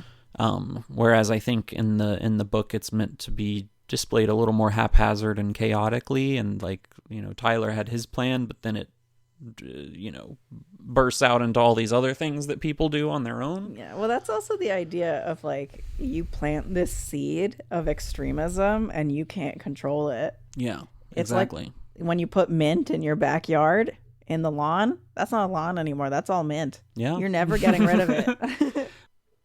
Yeah, so Project Mayhem in the book, it's very much that idea of like, you just can't uproot things. It's the same with the misinformation and the propaganda. Once you've put it out there, you don't take it back. Well, and it's like we've said, like, we've harped on this so many times, but it is kind of the crux of the show almost, is that there's intention and then there is what comes after. Yes. And so this is very much that same thing. You can write a book with a certain intention, and people are going to read it from their own perspective because reality is subjective, and they're going to take it and run with it, and that may have never been the intention of it, but it's still, it formed its own life. Yeah. It forks off, it threads itself, you know. Yeah, and I think that's something I like about the book with the ending it has, is that it's so, like, he does not want to do this anymore, and he is so, like, far gone. And even he is like been institutionalized and tried to kill himself. And it's got its claws in so badly. Yeah. You know, I like that it has this chaotic, messy nature of like, these things are not organized. That's not how this stuff works. Right. It's just not. And I really like that, because we see that with extremism now. You see people like doing mass shootings, like all these things, they're not organized. Yeah. It's just messy people getting messy ideas and then running with it because of extremism. Yeah. There's no organization to it. And I think that's a really good point he makes. And I think that the book makes that point very well. Yeah. I mean, I think I might agree with you just from the description of it, that I think that works well for the message and the tone of the book. Yeah. Chuck Palahniuk has said that he likes the movie ending better. Does he? Yeah, but I mean, to me, I think that like substance-wise, there's less to it. I think. Yeah. Or it doesn't necessarily communicate anything really to me. I don't know what it's trying to communicate, if it is, but it is visually stunning. So as a piece of filmmaking, there's a reason it's iconic. I mean, and it's timed perfectly. Like, you know, she's like, Marla has no idea what's going on. He's like, okay, turn around and look at this, because he now knows, you know, it's pieced together in his head. So he now knows what to expect. And then they do the intro to Pixies, Where Is My Mind, is starting during this, and then it does the little snare to get the song started just as the first bomb goes off. It's just really well done. Yeah, I mean, I can see why you'd be like, look at that freaking epic ending. But it doesn't make the same point, and I think that point is so valuable.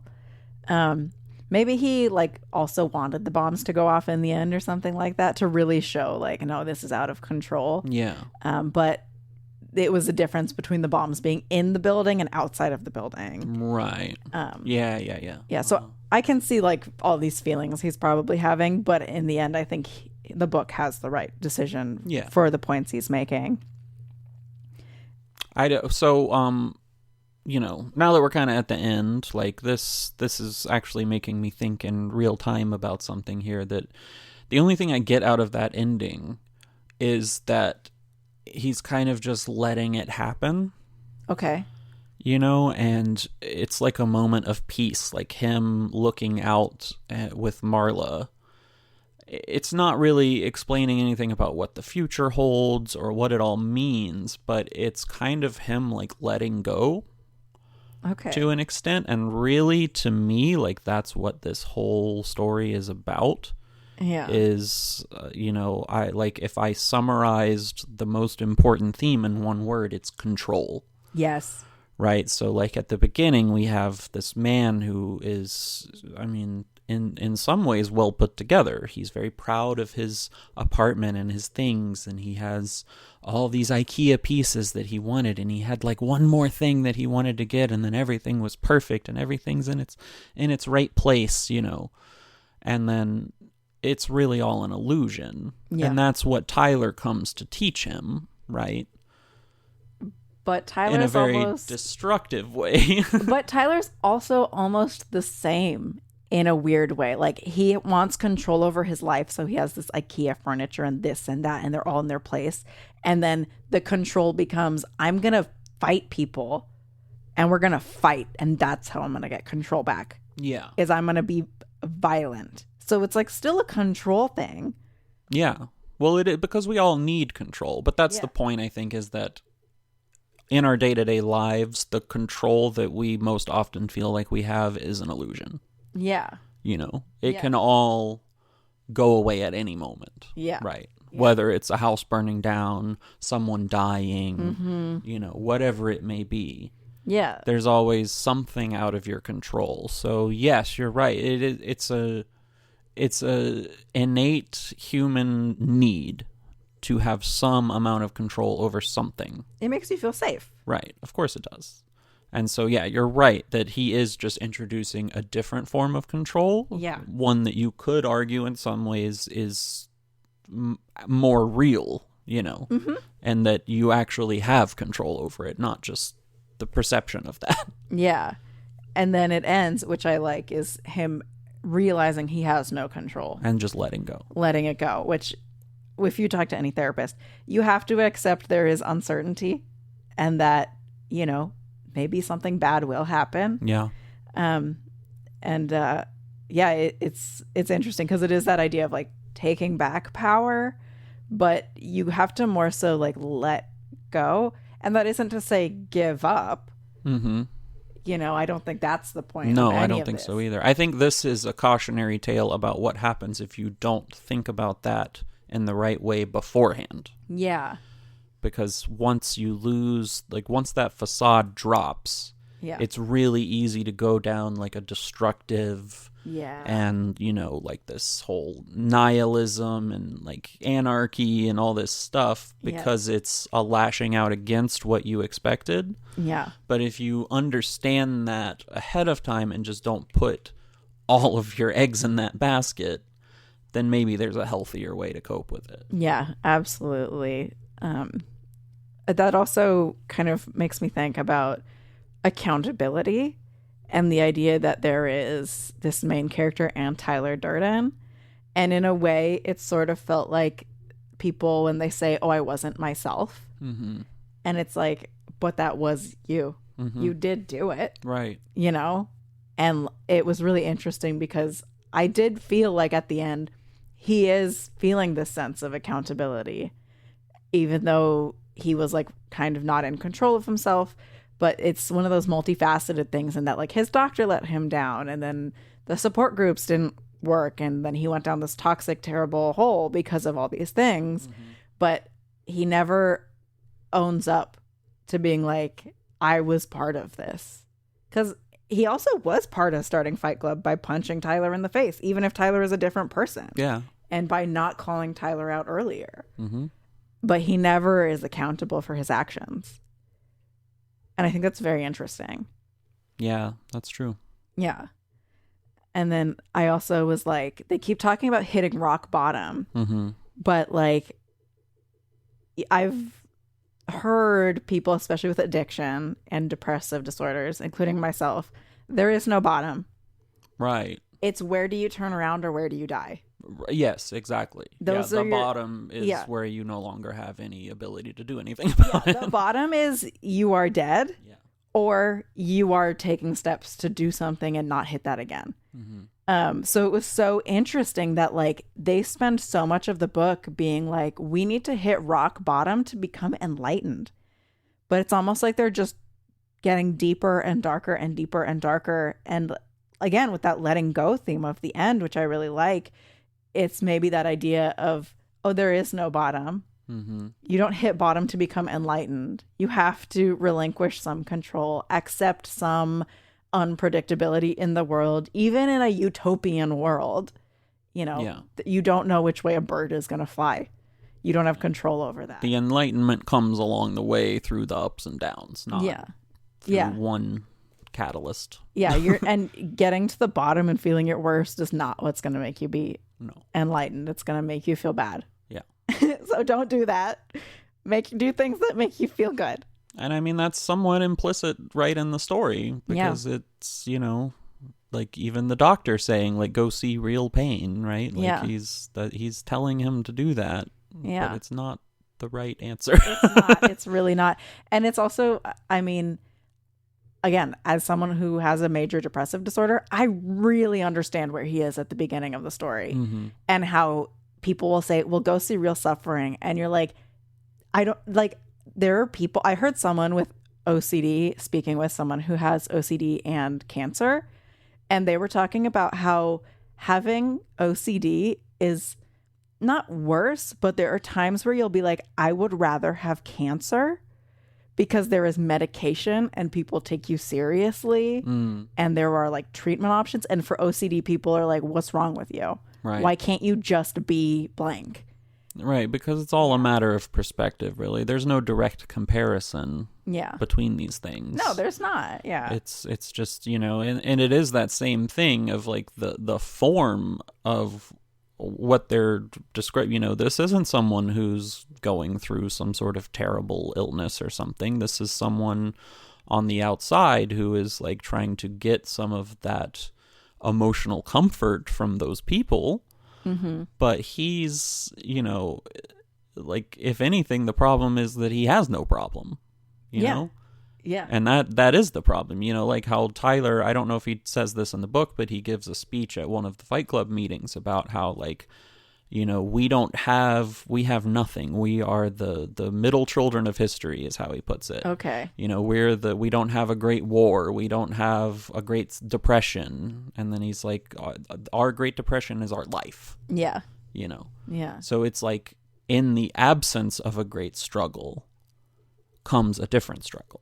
Absolutely. Right. And this is obviously very tied to, some of the kind of turn of the century sentiments that people were feeling. Yeah. Modernization was happening quickly. Technology was taking off. Corporatism was taking over more and more. Like, it obviously started much earlier, but this is when people were really starting to feel the effects of that for the first time in day-to-day life. And so it's like, it's so funny to see how much of that was present around this time. Like, just this same year, you got Office Space, which is obviously a comedic look at that. Yeah. But it's all about the mundanity of life and corporatism and all, how terrible it is and how it'll suck the life out of you. Yeah. And then you had The Matrix the exact same year, which, where does Neo start in that movie? He's in a corporate office job, like, surrounded by white walls and gray. That's really interesting. Maybe we should do a podcast about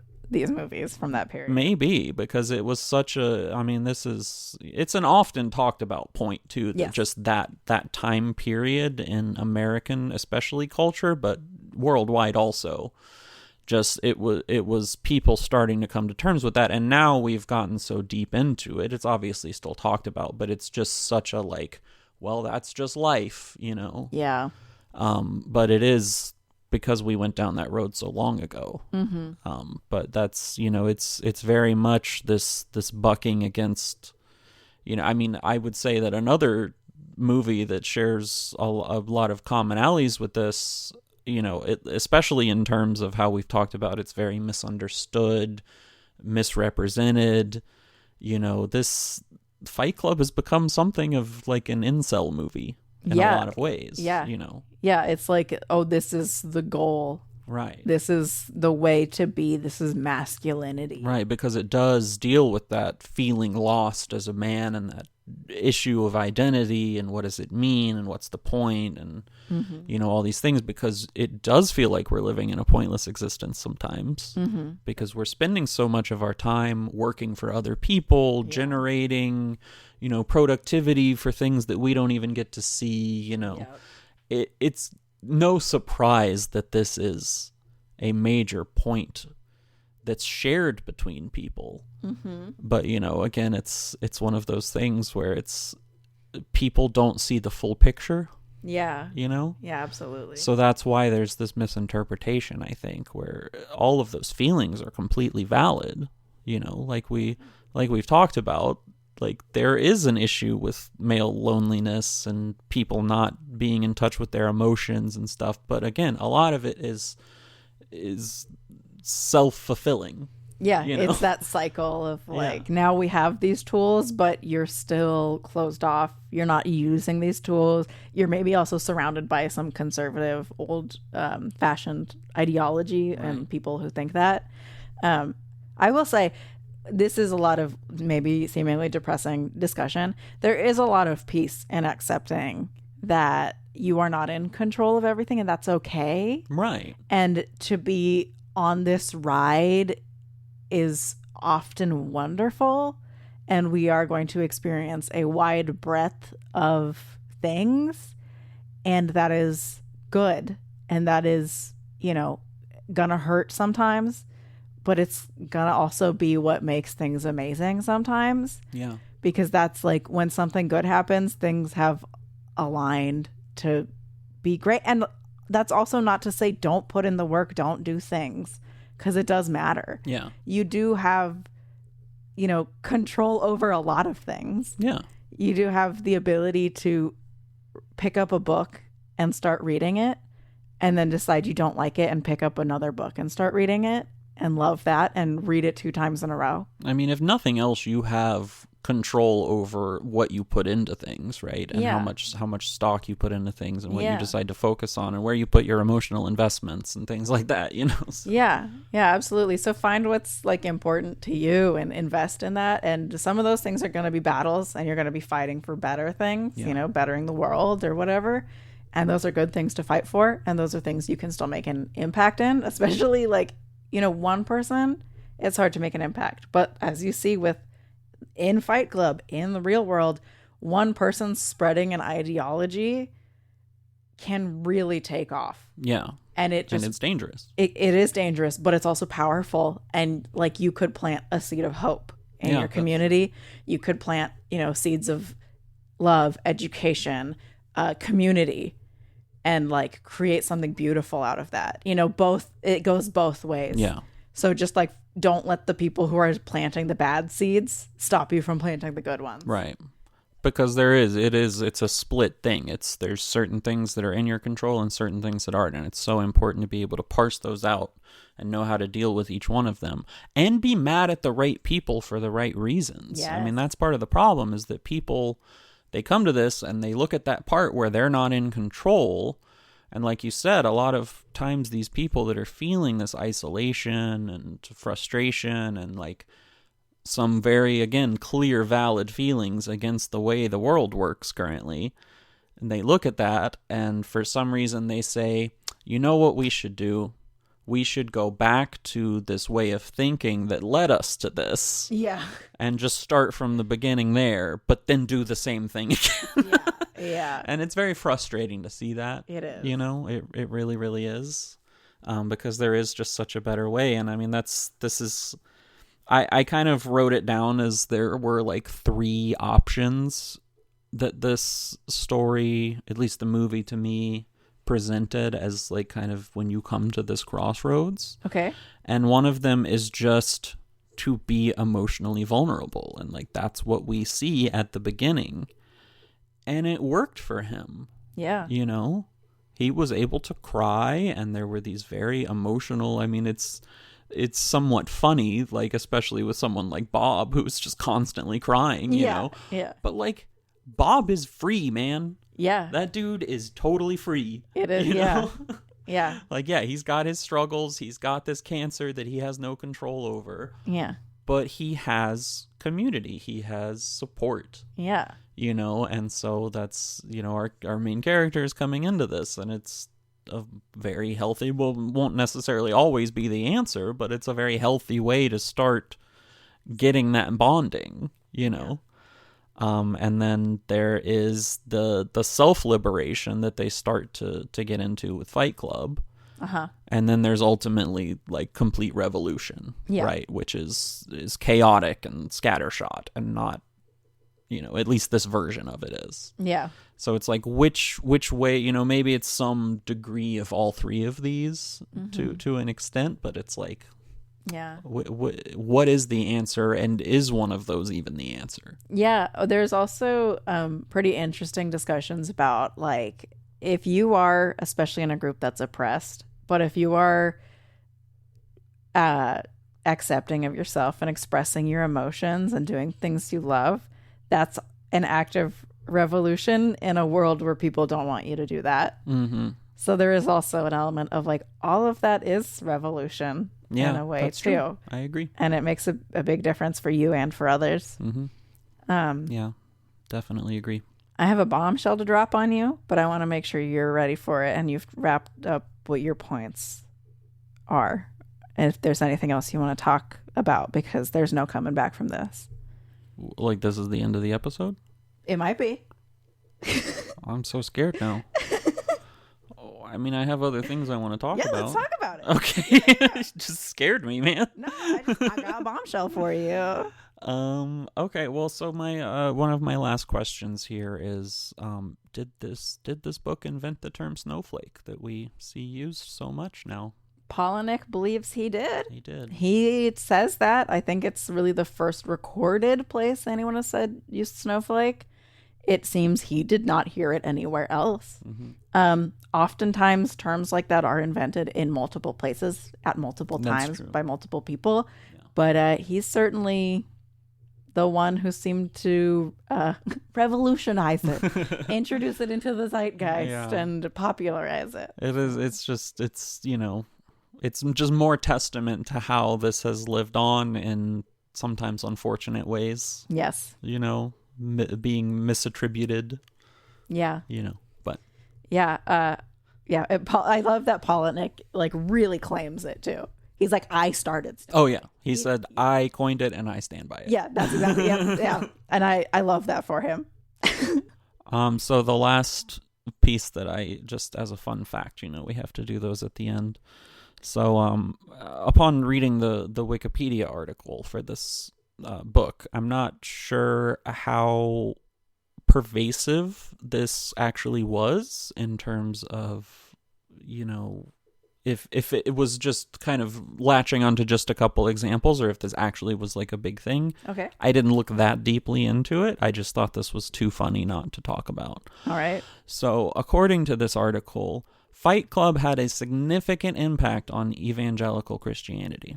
I heard about that. I did not read into it. So there's a few examples. It talks about how multiple churches started to call their kind of meeting groups. I mean, in different forms, right? But some meeting groups of just people coming to pray together or do certain activities or whatever. They started calling these fight clubs. Oh my goodness.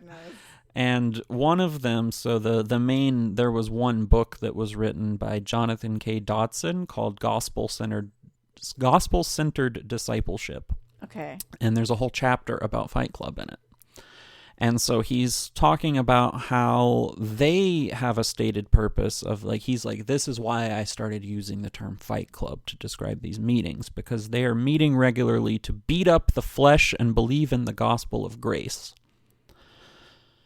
And in some cases, this actually turned into what I was talking about earlier, that kind of actual religiously based self-flagellation that used to be practiced much more commonly. There's still sects of certain religions that do it regularly still, but it was obviously much more popular in previous time periods. But some of them actually started doing this, apparently. So that's how they, it's again kind of that, enlightenment through pain is the idea. And there's a certain level of bonding that goes with it, and a feeling of spirituality. Oh my God. But my favorite is that in that book, he uses the exact term that Palahniuk's Fight Club was an attempt to fill a void left by church. Huh. It's quite a statement. That is really a statement. Yeah. That's... So just fascinating. Again, it did cite several examples, so it did happen to an extent. I don't, saying it had a significant impact on evangelical Christianity, I don't know. Decide that for yourself. But yeah, that's wow. Just really fascinating stuff. Are you ready for a bombshell? Yeah, I reckon I am. The main character's name is Sebastian. Okay. Is that revealed in the Fight Club 2? He's named Sebastian. Yep, I see. You when you have an unnamed character, you can't go back. This is why I just don't like.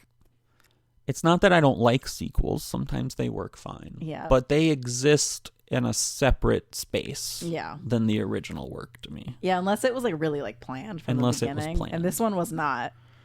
That's not information that I needed to know. Nope. But I learned it, so now you know it, and now everyone else who listens knows it. Okay.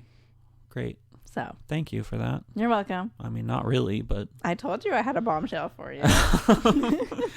Yeah, I don't know about that. Yeah, because it's a little unclear in the movie. Yeah. If he's still just unnamed. Yeah. Or if he is Tyler Durden. Yeah, in the book we know he's not Tyler Durden. Right. They explicitly say that, but they never name him. And again, this is another thing we could really dig into, but we won't right now, is identity. Mm-hmm. And who are you?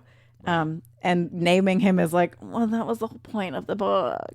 You're right. It was identity and meaning. Out of morbid curiosity, I want to know what happens in these other sequels and prequels. My understanding is that it's many years later, and Sebastian has married Marla, and Tyler is making a comeback. Oh. Mm-hmm. Okay. Yeah, it kind of feels like we want more Fight Club, so he wrote more Fight Club. I don't think I like it. I don't think I like it either, but I haven't read it, so I'm not gonna knock it. I'm just gonna say I'm not really interested. Yeah. That's it. Yeah. I mean, again, that's why I kind of compartmentalize the original from the sequels. I'm not a person that believes that sequels retroactively ruin things, because that's ridiculous. Yeah.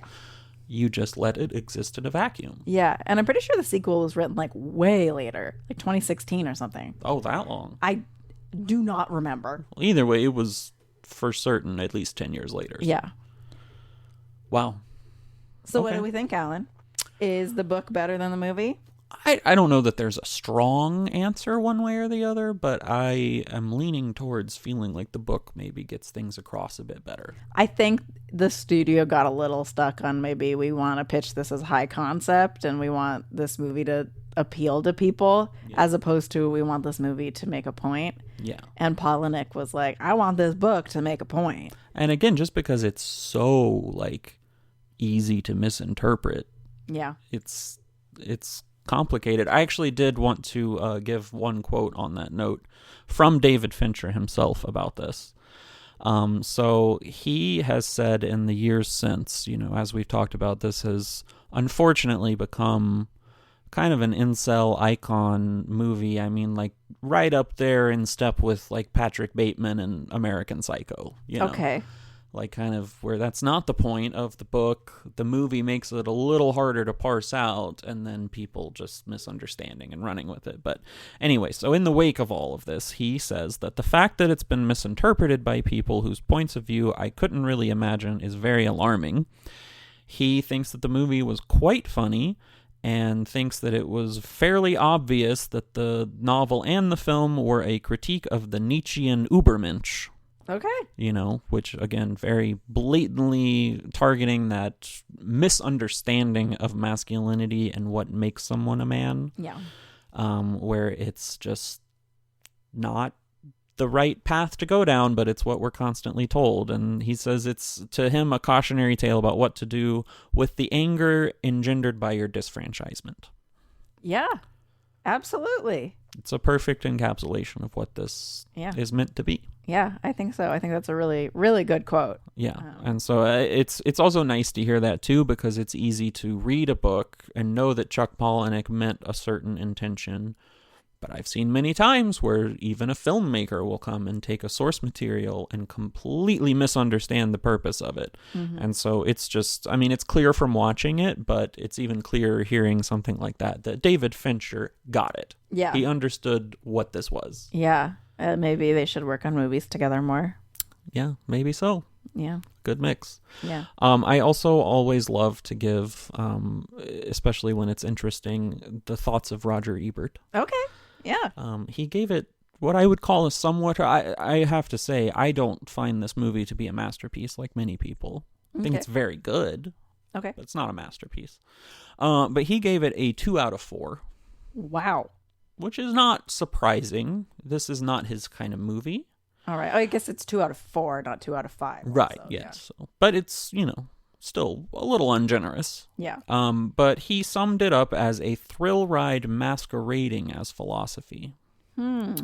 Which, for the film itself, I can't disagree that strongly about.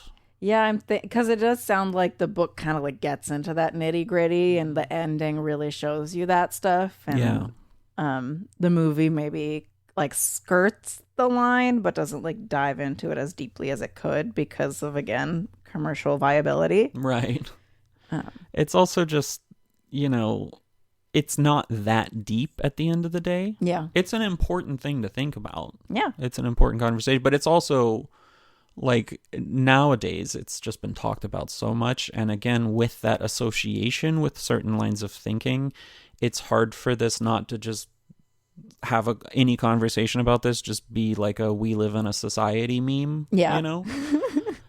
So it's hard to separate those things so many years later, but it is well intentioned and it does have good things to say, but it is not like some deep philosophical work at the same time. So no, it's not. I liked that snippet from him. Yeah.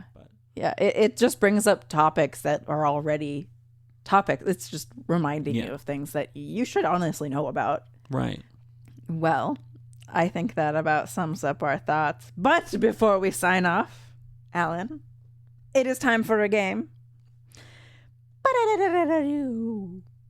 I just came up with that on the fly. Did we like it? I'll record that and loop it. Don't.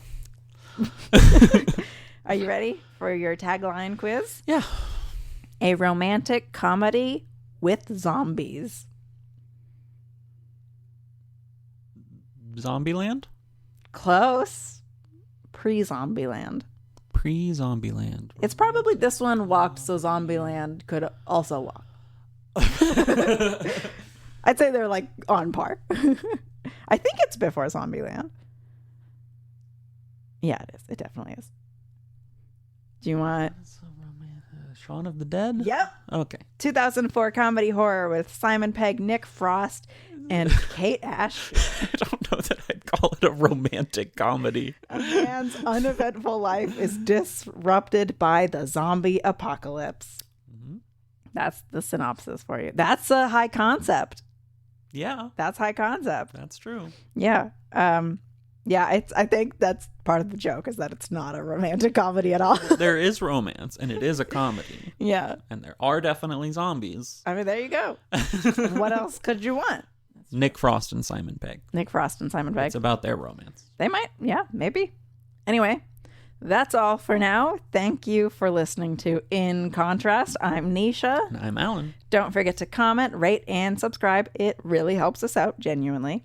You can find us at In Contrast Pod on Instagram and Blue Sky. Next up, we will rate, review, and talk about The Wild Robot by Is this our first animated?